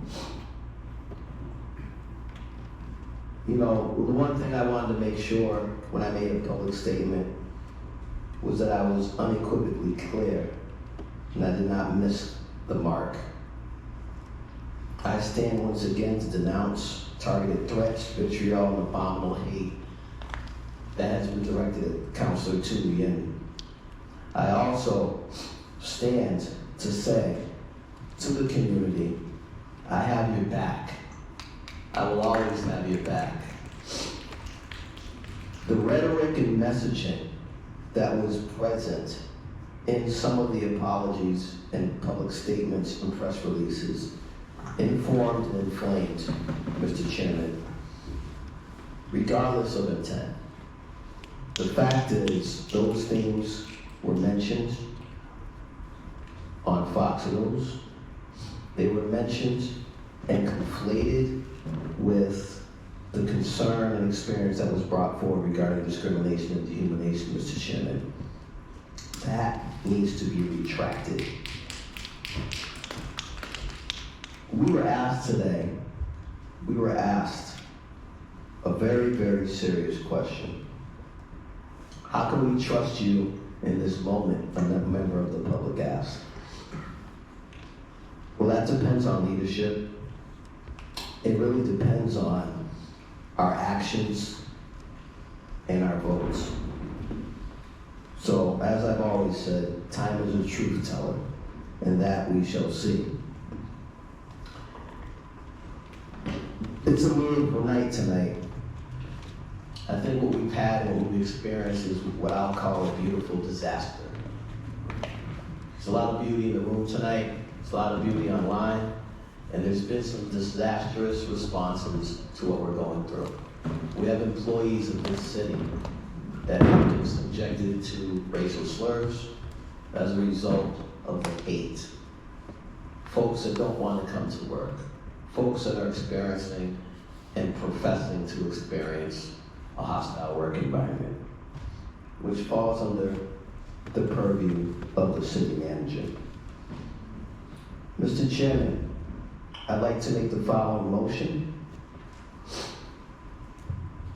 that the city council supports the city manager considering to reaffirm to the city's workforce that there's no place for hate within municipal employment, Mr. Chairman. We want to make sure that those folks who work here, who are members of the LGBTQ+ community, who are family to that community and their allies, who are friends, children, etc., know that we got their back. That's extremely important. Marginalization is not easy to talk about. Councilman Nguyen has been able to share their experiences to this body, to the public, now to the nation. I can't say I've had that same courage, Mr. Chairman, to that degree. Perhaps one day I will, but what I do know is that Councilman Nguyen has inspired folks.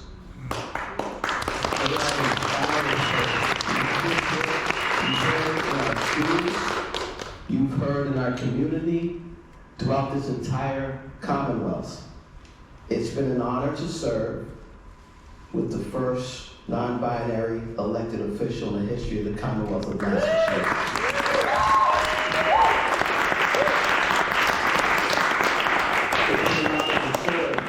It's been an honor to serve with the first Southeast Asian member of this council, Mr. Chairman.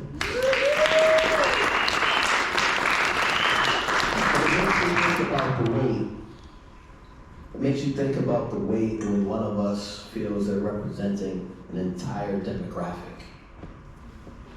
And sometimes it's visible. And I know we had a counselor who, just a week or so ago, I could see the weight of an entire demographic on him. I know what it feels like. I know what that must feel like for Councilman Nguyen as well. It's a heavy, heavy weight. And I respect folks, even when I disagree, of their genuine advocacy that way. But we have to pay attention to rhetoric, messaging, and timing, Mr. Chairman. Thank you, sir. We have to be very, very conscious and intentional and stay away from thinly veiled language that folks who do have conscious bias will not latch upon.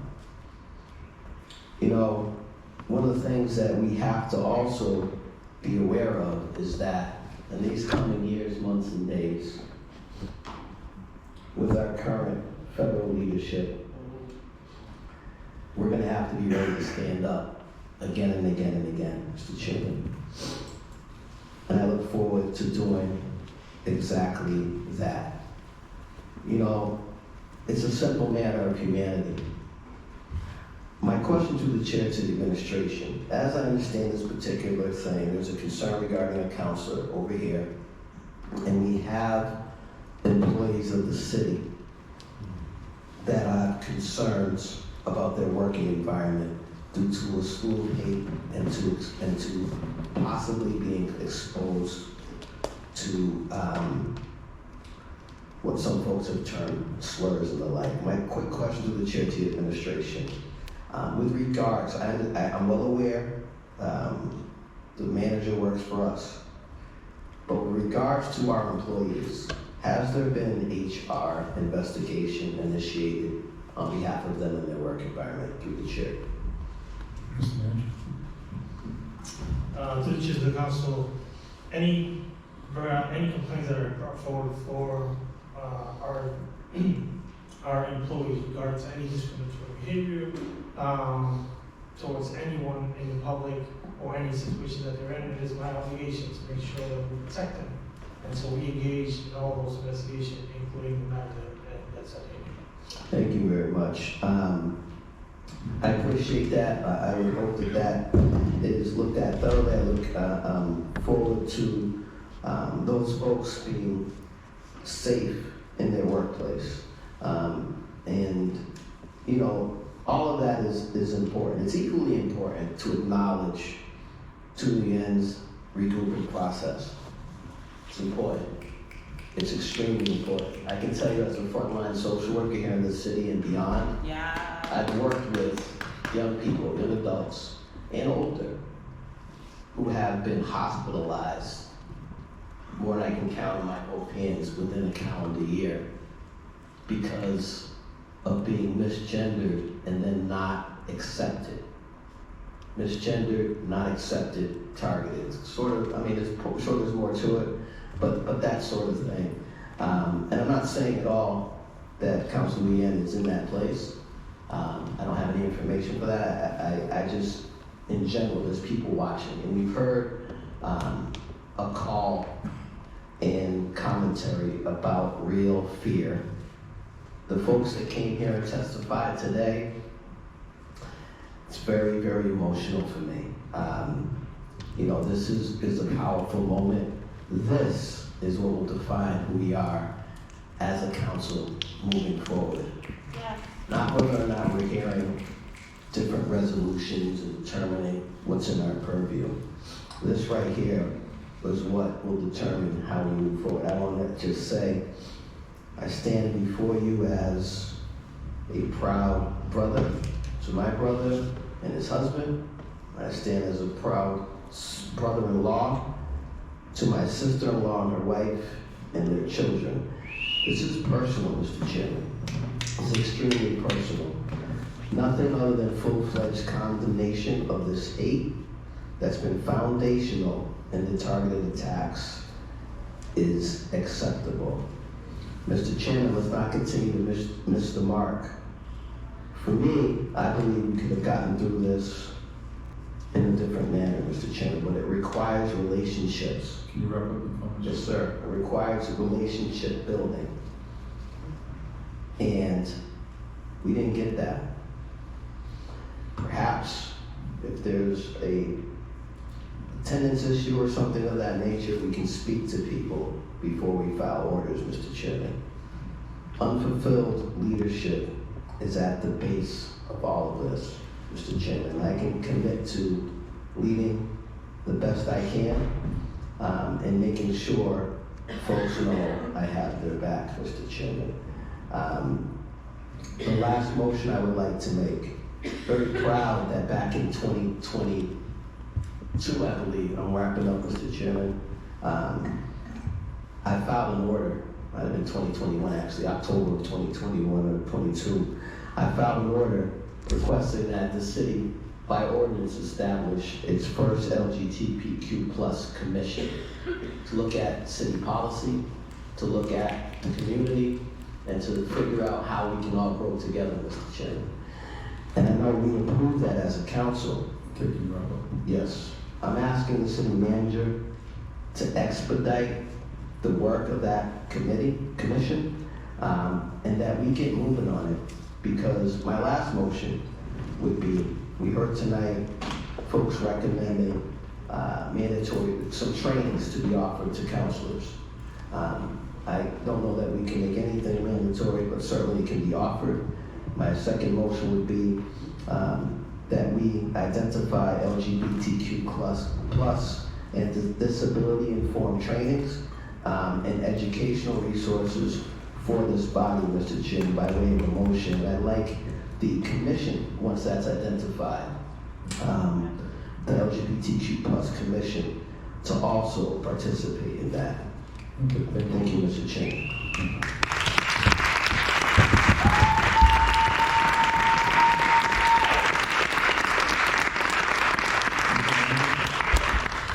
Chair, I just want to take this opportunity to speak to what the councilor just mentioned related to the LGBTQ+ commission. I've been interviewing candidates over the past few months. We definitely need more candidates, so if you're interested, please apply. I have to make a decision on 7. We don't quite have a full, I don't think a full 7 yet. And so I would invite anyone that wants to get involved to please submit your application as we're going through the interviews to fully then make a decision on the full 7 to then begin the meetings for the commission. So we have, Councilman? Yes, Mr. Chairman.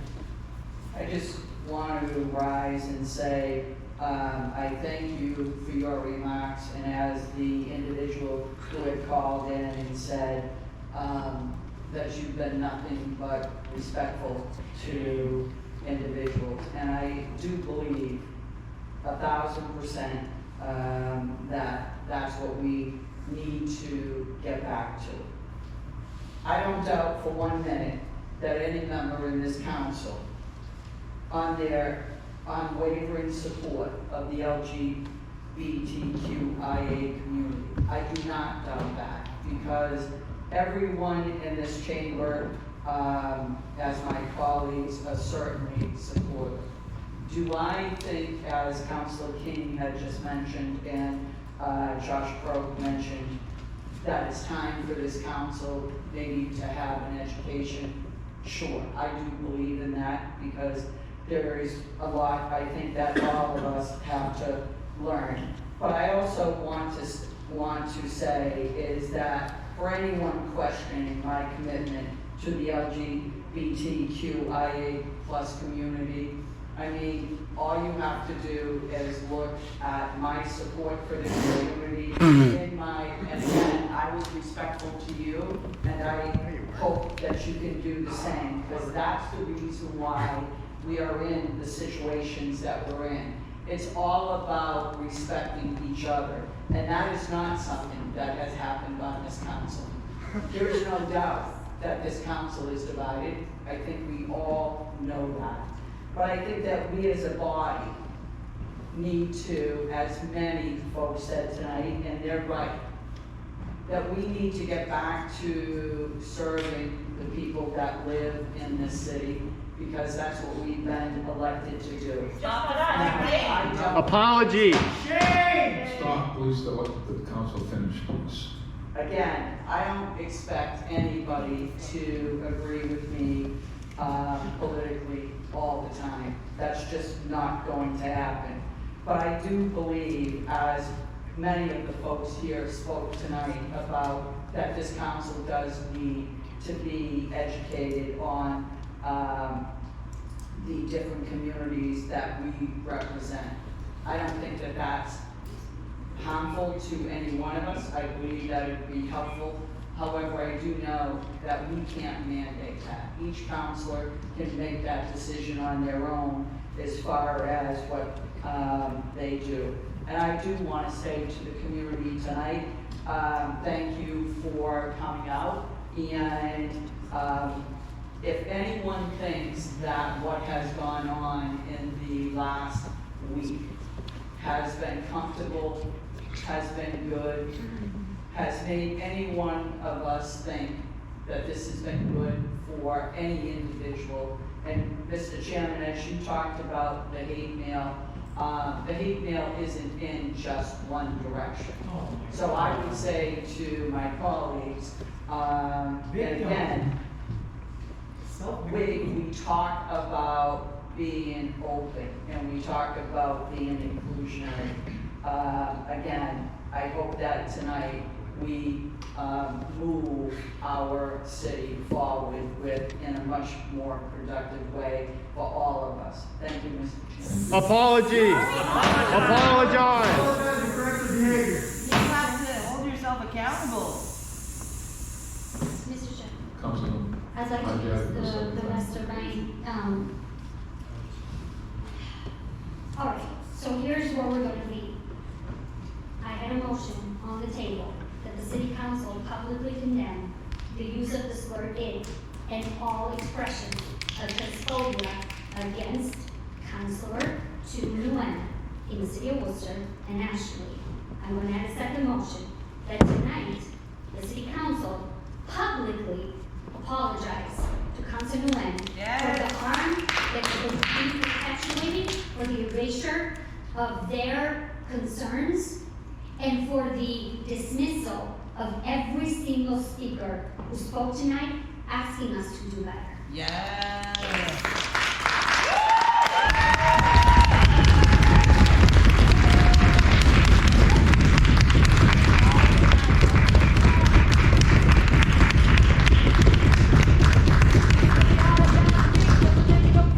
Council Russell? Mr. Chairman, I have no problem supporting Councilman Nguyen, supporting the first resolution of my colleague, Councilor Chia, put forward. But since the day I've been on this council 14 years ago, I have never treated anyone with nothing but respect. And I'm not going to apologize to anyone in this community or anyone outside this community for doing anything wrong, because I did nothing wrong, and I never ever have treated anyone in this council or in the members of the public with anything but respect. So I'm ready to support everything, the items that went forward, but that's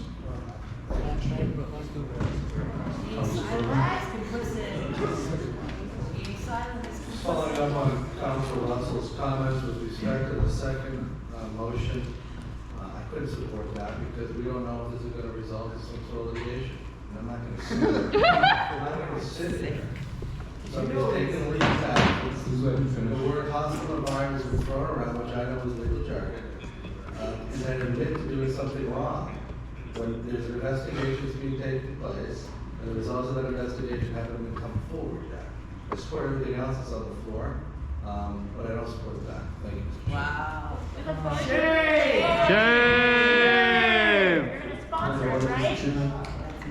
Yes, if you could just read the second motion that was referenced, so I can just be clear. There was some reference about litigation, et cetera. Just wanted to see what exactly the language is, if that's in fact something that I'm going to consider. Through the chair to the council, so basically Councilor Jay can probably help me out on this, but my notes stated that the city council have a public apology on Councilor Nguyen's behalf. Councilor Jay, I don't know if that summarizes it to that nature or. I believe what I said, and I apologize, but this is an incredibly hurtful moment. I cannot stress how embarrassing and how hurtful, deeply hurtful, what people are saying in this room is. I'm going to try to keep my composure, and if my colleagues decide to vote no on a simple request to apologize to a member of our community, somebody's child, somebody's sibling, a member of the community that has given a lot during COVID when we were all huddling in our homes. If we cannot issue an apology to Council Nguyen for the harm that they have felt and the harm they are experiencing, then I will walk out of that door, because I can no longer be in this room with people that are not able to recognize and accept the dignity, the basic humanness of a beautiful human being, my colleague, my friend, and the friend of many people that came here tonight. I will continue to serve the city, but for tonight, Mr. Chair, I want to be on the record. I am going to be walking out in protest and solidarity with Councilor Nguyen and every member of this community. And I will continue to proudly serve my residents, because I can do both.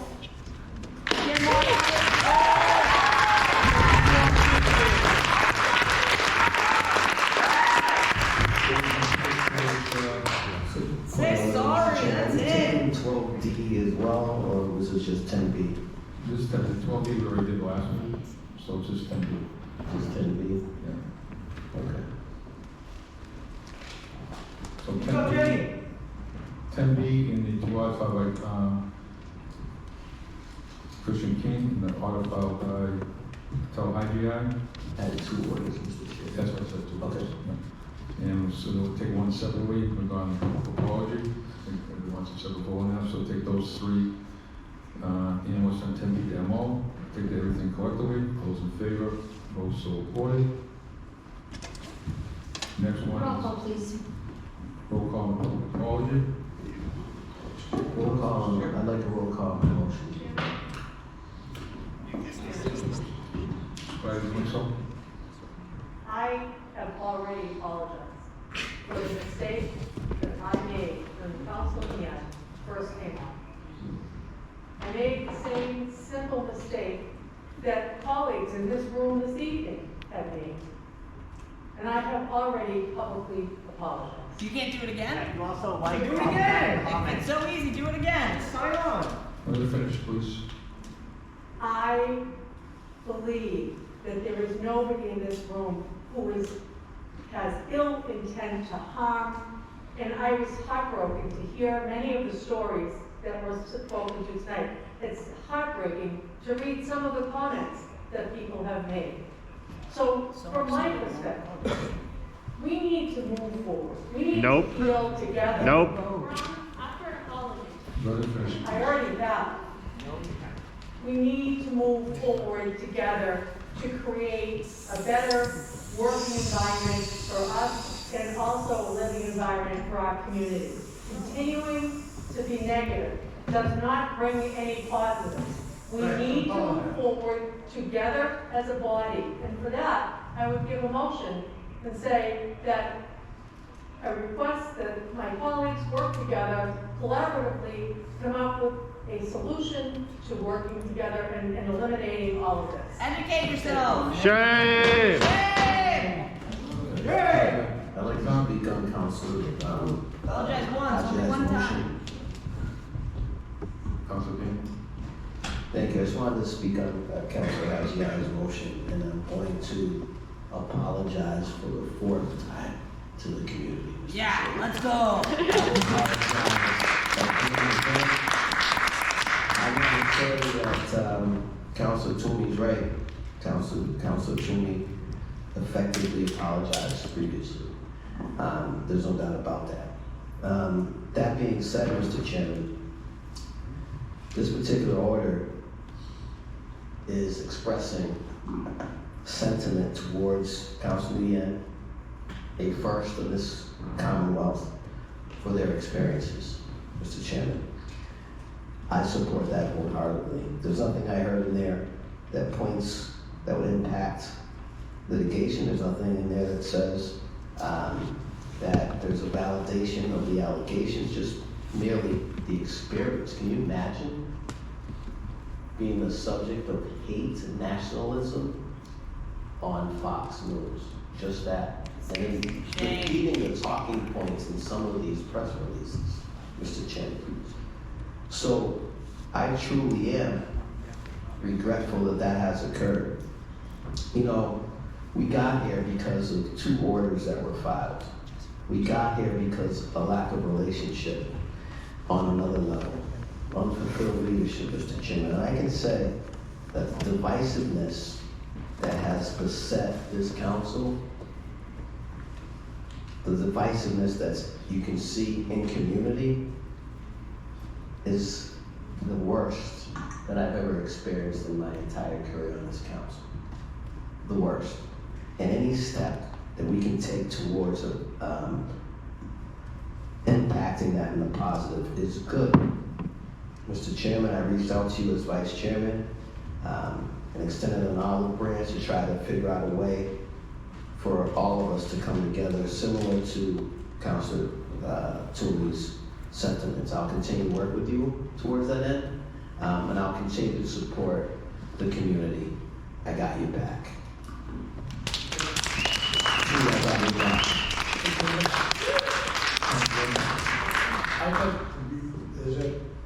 I'd like to see this, what we're voting on, because if it's expressing regret, I'm all for it. Regret while all of this is going on nationally with this conversation, that the council had to go through this. But what I'm trying to say is I am personally not a apologizing for anything I didn't do. I've done nothing but support and try and assist every member of this council when they come in as new councilors and try to help them get through the process of being a councilor. So I'm not going to apologize for doing anything wrong, but I have no problem whatsoever, Mr. Chairman, expressing support for the member of the council and for this community, because I see what's going on, and it's not acceptable. It's not something that I support or that I'm Is that an amendment you're making? So I would suggest what Councilor King said about expressing regret about what's going on nationally, and what the council was subject to with the national exposure and all that. I would feel free to amend that accordingly. I'd be happy to support that, but I'm not going to apologize to me personally doing something wrong, but I know I have not. You're a part of the Ego. body. If you're a part of the body, it's not my dish. I didn't drink it. So we can, Council King's asked for roll on his two motions, to do that first. Allow Council Ivi's motion, her first motion. Could you be specific, Mr. Chairman, which motions?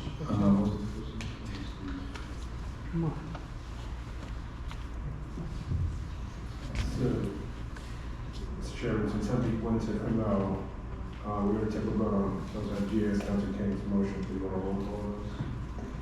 Yes. So Council King's motions, Council King distributed. I think it was the regarding training and also the task force.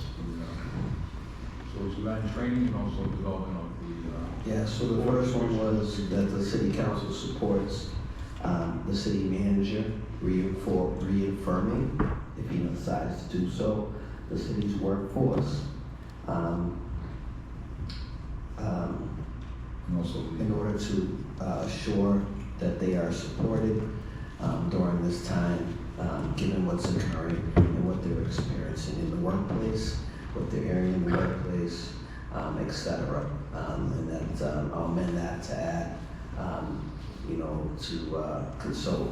Well, that's it. That's basically it. The second one was that there be identified LGBTQ plus diversity and disability informed training that could be provided to the council for referential and educational purposes, and also that said training should be also sent over to the LGBTQ plus commission that I initiated with the support of this council.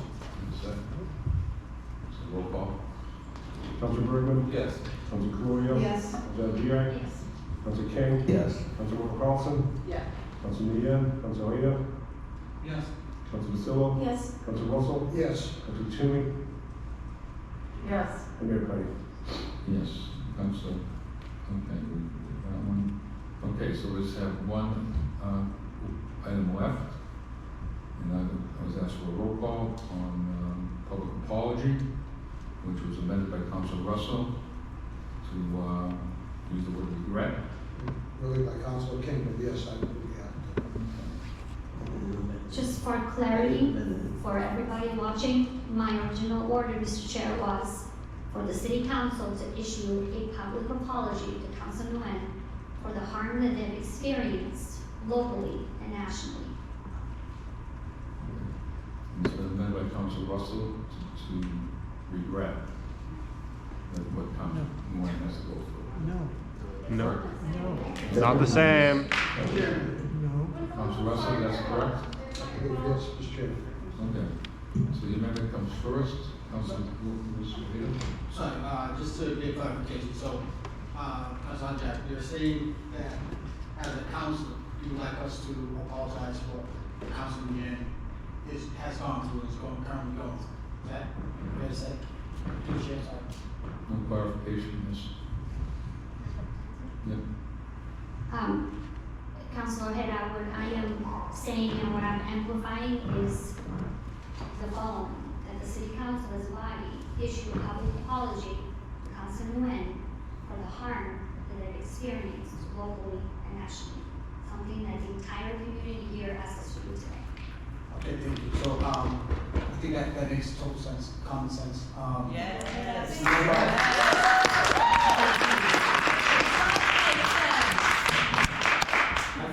think it's just understanding that, first and foremost, we aren't the ones truly experiencing what's going on, right?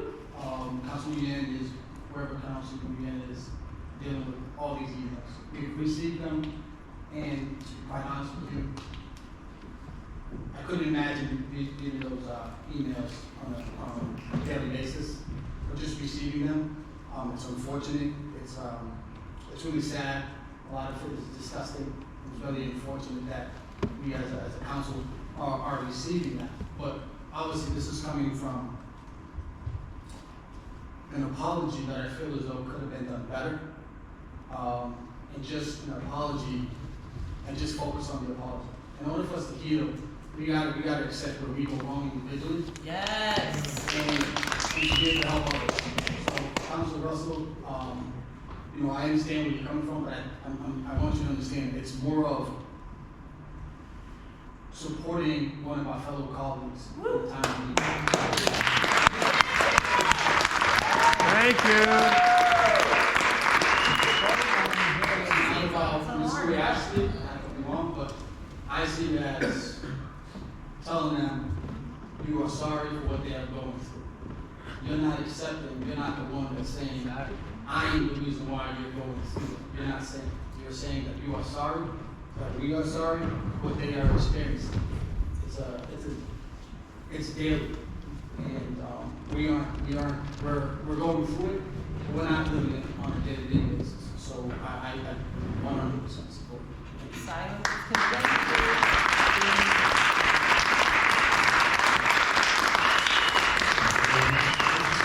I may be wrong on the rules, but it seems to me if somebody's gonna amend somebody else's order and they don't really want it amended, the best way to handle this is to take a vote on both items. Not to configure the two into one that neither one seems to be happy about. I'm happy to vote on both, and I think that's the proper way to do it. I've never, in the years I've been on this council, seen somebody not accept an amendment or say, I'd rather be separate. I don't recall ever seeing somebody say, I'm going to accept an amendment that I don't agree with, which is procedurally the way I understand the truth to be. If you don't agree with the amendment, they should take it separately. So I'm asking you to take it separately. Councilor Russell? Mr. Chairman, I'm going to withdraw that motion. And keeping Councilor Hayes' remarks in mind, I'm going to support it, the item for the apology. I just want to make it clear that I'm saying I'm sorry for what the council is going through, that I am sorry, personally sorry. But I am not acknowledging or saying that I or any specific member of this council did anything to hurt that council. And I'll stand to support that council and every other member of this council when they go through anything like this. All right, thank you. So I do with Councilor Russell. Roll call. Councilor Bergman? No. Councilor Caloria? No. Councilor Agia? Yes. Councilor King? Yes. Councilor Carlson? Yes. Councilor Nguyen? Councilor Ojeda? Yes. Councilor Basilio? Yes. Councilor Russell? Yes. Councilor Toomey? Yes. And Mayor Pettit? Yes. Okay, thank you very much. Motion to reconsider, Mr. Chairman. Motion to reconsider. Motion to reconsider, roll call. Councilor Bergman? No. Councilor Caloria? No. Councilor Agia? No. Councilor King? No. Councilor Carlson? No. Councilor Nguyen? Councilor Ojeda? No. Councilor Basilio? No. Councilor Russell? No. Councilor Toomey? No. And Mayor Pettit? Mr. Mayor, before we go, we also had Councilor Toomey's collective motion. I don't know if you want to take the roll call, just doing the voice vote. Vote source, all those in favor? Those supported? Okay, going back to the regular agenda. Mr. Clerk, may I please, point of clarification, I had two motions on the floor, one was the Oh, we public. passed this first one, because it was small. Both of them? No, the first one, yeah. We sent it to committee, but also passed it as a voice vote prior to that. So the. The first one. The condemnation? Yeah. Just want to make sure that it's reflected in the agenda. Thank you very much.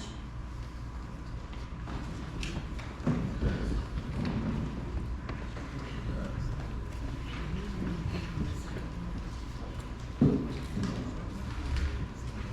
have on appointments, transfer information, communication of the appointment of one to the Mayor's County State Road Scholarship Committee, transfer information, communication of the appointment of College, the Ray Brian Hungers, the Doctor of Parking, David Hoffman, the Council of Civil and Criminal Business, and Fran Increase, Charisse Allen, the Board of Health. Motion, I want to thank them for the service. Motion to place on file. All those in favor, opposed, so supported. Regular appointment, Kate Norton, to the advisory committee on the status of women. Roll call. Council Bergman? Yes. Council Arroyo? Yes. Council Rodriguez? Yes. Council King? Yes. Council Carlson? Yes. Council Median? Council Aya? Yes. Council Solo? Yes. Council Russell? Yes. Council Tui? Yes. And Mayor Pettit? Yes. Next item is recommending adopting the salary ordinance and the creation of the director of capital projects position. Motion to advertise. Council King. Mr. Chairman, just for the administration, if you could explain that particular position, juxtaposed with the city plan. Like, what is the overlay on an intersection between those titles? I was contemplating whether or not I was gonna request at some point in the future consideration for a official city planner for the city of Worcester. But if you could kind of just explain the differentiation through the chair before I take this vote. Mr. Manager. Yeah, to council, to the chair, to council.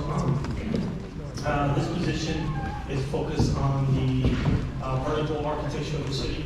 Spends a lot of time designing and working with projects, construction workers, vendors related to the new high school. This position is a current position. We're just restructuring the title of that position with the current department. So it's an existing person, has been doing it for many years, done the work of all the new high schools, new schools that we do. We're just restructuring the actual title of the role. But it's the differences of planning department, planning official focuses more on urban perspective in a holistic manner. This is particularly focused on buildings and vertical construction. Thank you so much. Okay, roll call. Council Bergman? Yes. Council Arroyo? Yes. Council Rodriguez? Council King? Yes. Council Carlson? Council Median? Council Aya? Yes. Council Solo? Yes. Council Russell? Yes. Council Tui? Yes. Mayor Pettit? Yes. Next item is recommended adoption of the order to accept the public art easement in order to accept the gift of mural to Worcester Natural History Society. Roll call. Council Bergman? Yes. Council Arroyo? Yes. Council Rodriguez? Council King? Yes. Council Carlson? Yes. Council Median? Council Aya? Yes. Council Solo? Yes. Council Russell? Yes. Council Tui? Yes. And Mayor Pettit? Yes. Transmitting information, communication of the Worcester Mobility Action Plan. Send that to traffic and parking. Those in favor, opposed, so supported. Next item is transmitting information, communication of the feasibility of installing pole attachments to fire hydrants in the city, so that the public safety, we file it on the subject of public safety. Those in favor of public safety, those in favor, opposed, so supported. We go back to the mobility action. And Council Russell was asked to go back to mobility. All those I'm in going to favor? allow Mr. Raleigh to be sitting here while we can ask him some aggressive questions and think that various is over time. Mr. Chairman, with this mobility, is this something that belongs in traffic and parking, or is it something that belongs in public works? Because it's a design of streets going forward. By the way, Mr. James, who you the manager, I noticed there weren't a lot of accidents or on Massasoit Road. So that must mean that traffic plan is fine over there, we just need to fix the bumps. Commissioner? Thank you, Mr. Chair. So the Mobility Action Plan is a broad focused plan to the transportation needs of the city. It's an offshoot of both the Green Worcester Plan and the Worcester Down Next Plan. Our plan was developed actually in conjunction with the two departments, DTM, co-led the effort along with the Department of Sustainability and Resilience. And it does take a broad look at everything involved in transportation. So it looks at infrastructure, it looks at policy, it looks at practices, but very much at the policy level, the more specific, really project-focused items would be things that would then grow out of this initial planning effort. Is this something that you think would fall more into the dealing with the construction of the roads or the actual, parking spaces, and speed limits, and kinds of things that are dealt with? How do you think maybe both can be issued at it and have meetings as these fit up? Through the chair, it's difficult to say because honestly it touches so many different committees. You can make an argument that it touches economic development, you can make an argument that it touches public health. It's really a broad-based plan, much like the Next plan was. So this could be make the motion is also. What if we do a combined meeting between traffic and parking at the same, so they're not going from one to the other, the combined meeting of the two committees? Okay. That's fine. Okay, we'll do that. Those in favor? Mr. Chairman, what do we do? They're gonna have a combined committee meeting, traffic and parking, public works. Okay. 9.268, is there information communication of the fiscal year 2025 fiscal year update? Senator MO. Those in favor, opposed, so reported. Treasury information communication of the third quarter tax bill delay. Also down. Senator MO. Those in favor, opposed, so reported. For doing so, I just want to ask Mr. McGurty, what was the problem with the tax bill side, and where are they being printed and why are they being printed? So I think I know the answer, but. Mr. Chairman, so the council goes through the tax rate process every year with the goal that we can submit tax bills to the printer prior to January 1st. Any tax bills that aren't sent out prior to January 1st are due by the May 1st under state law as opposed to due to the month.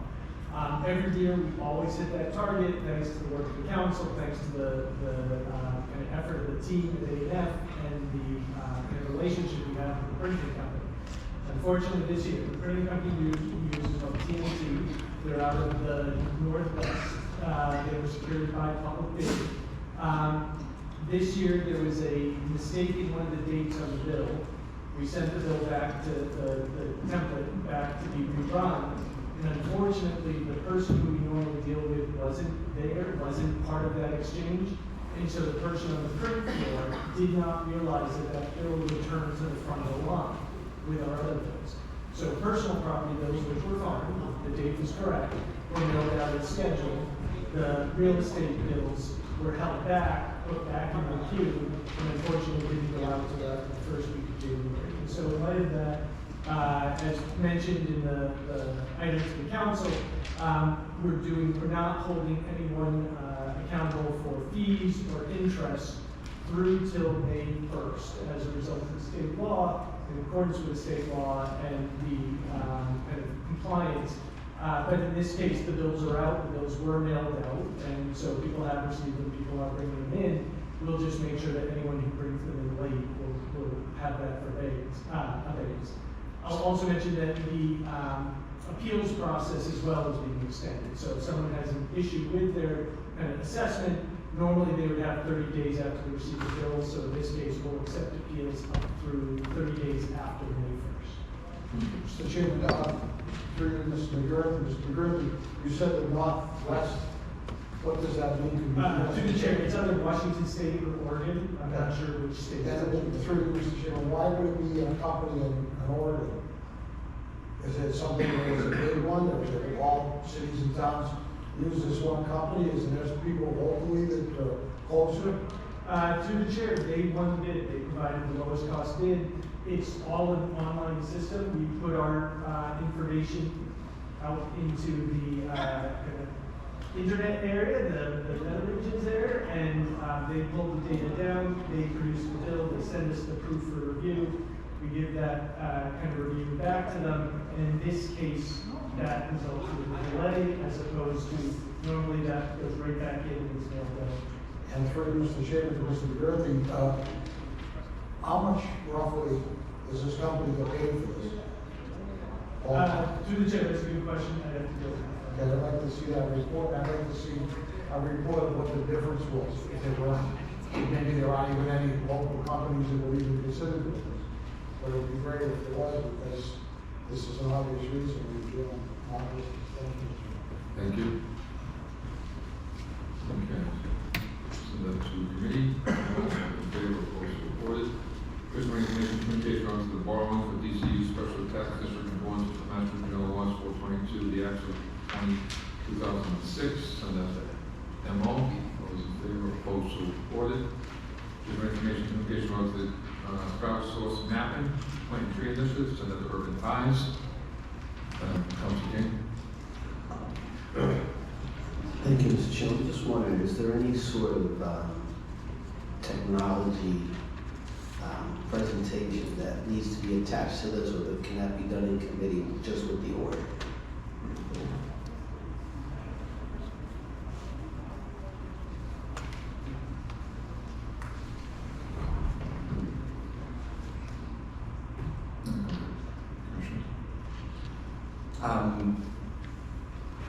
Through the chair to the councilor, as I understand the question, maybe if you could repeat the question just so I'm sure I answered it properly. Right, so just, can there be a presentation of this in the committee meeting, of actually what it looked like, you know, what the process was like to click on the locations, et cetera? Through the chair to the councilor, yes, we could walk through a demonstration. Thank you.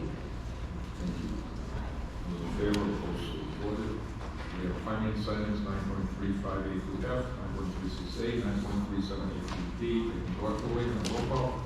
Council President? Yes. Council Gloria? Yes. Council Gian? Yes. Council King? Yes. Council Carlson? Council Dean? Council Alina? Yes. Silva? Council Russell? Yes. Council Tui? Yes. Mayor Pettit? Yes, transfer information communication relative to city hosted Black History Month events. We have a copy of that. We can file that. Those in favor, opposed, so reported. 10A, we refer to NO. Those in favor, opposed, so reported. That brings us to the end of the meeting. Motion to adjourn. Those in favor, opposed, so reported.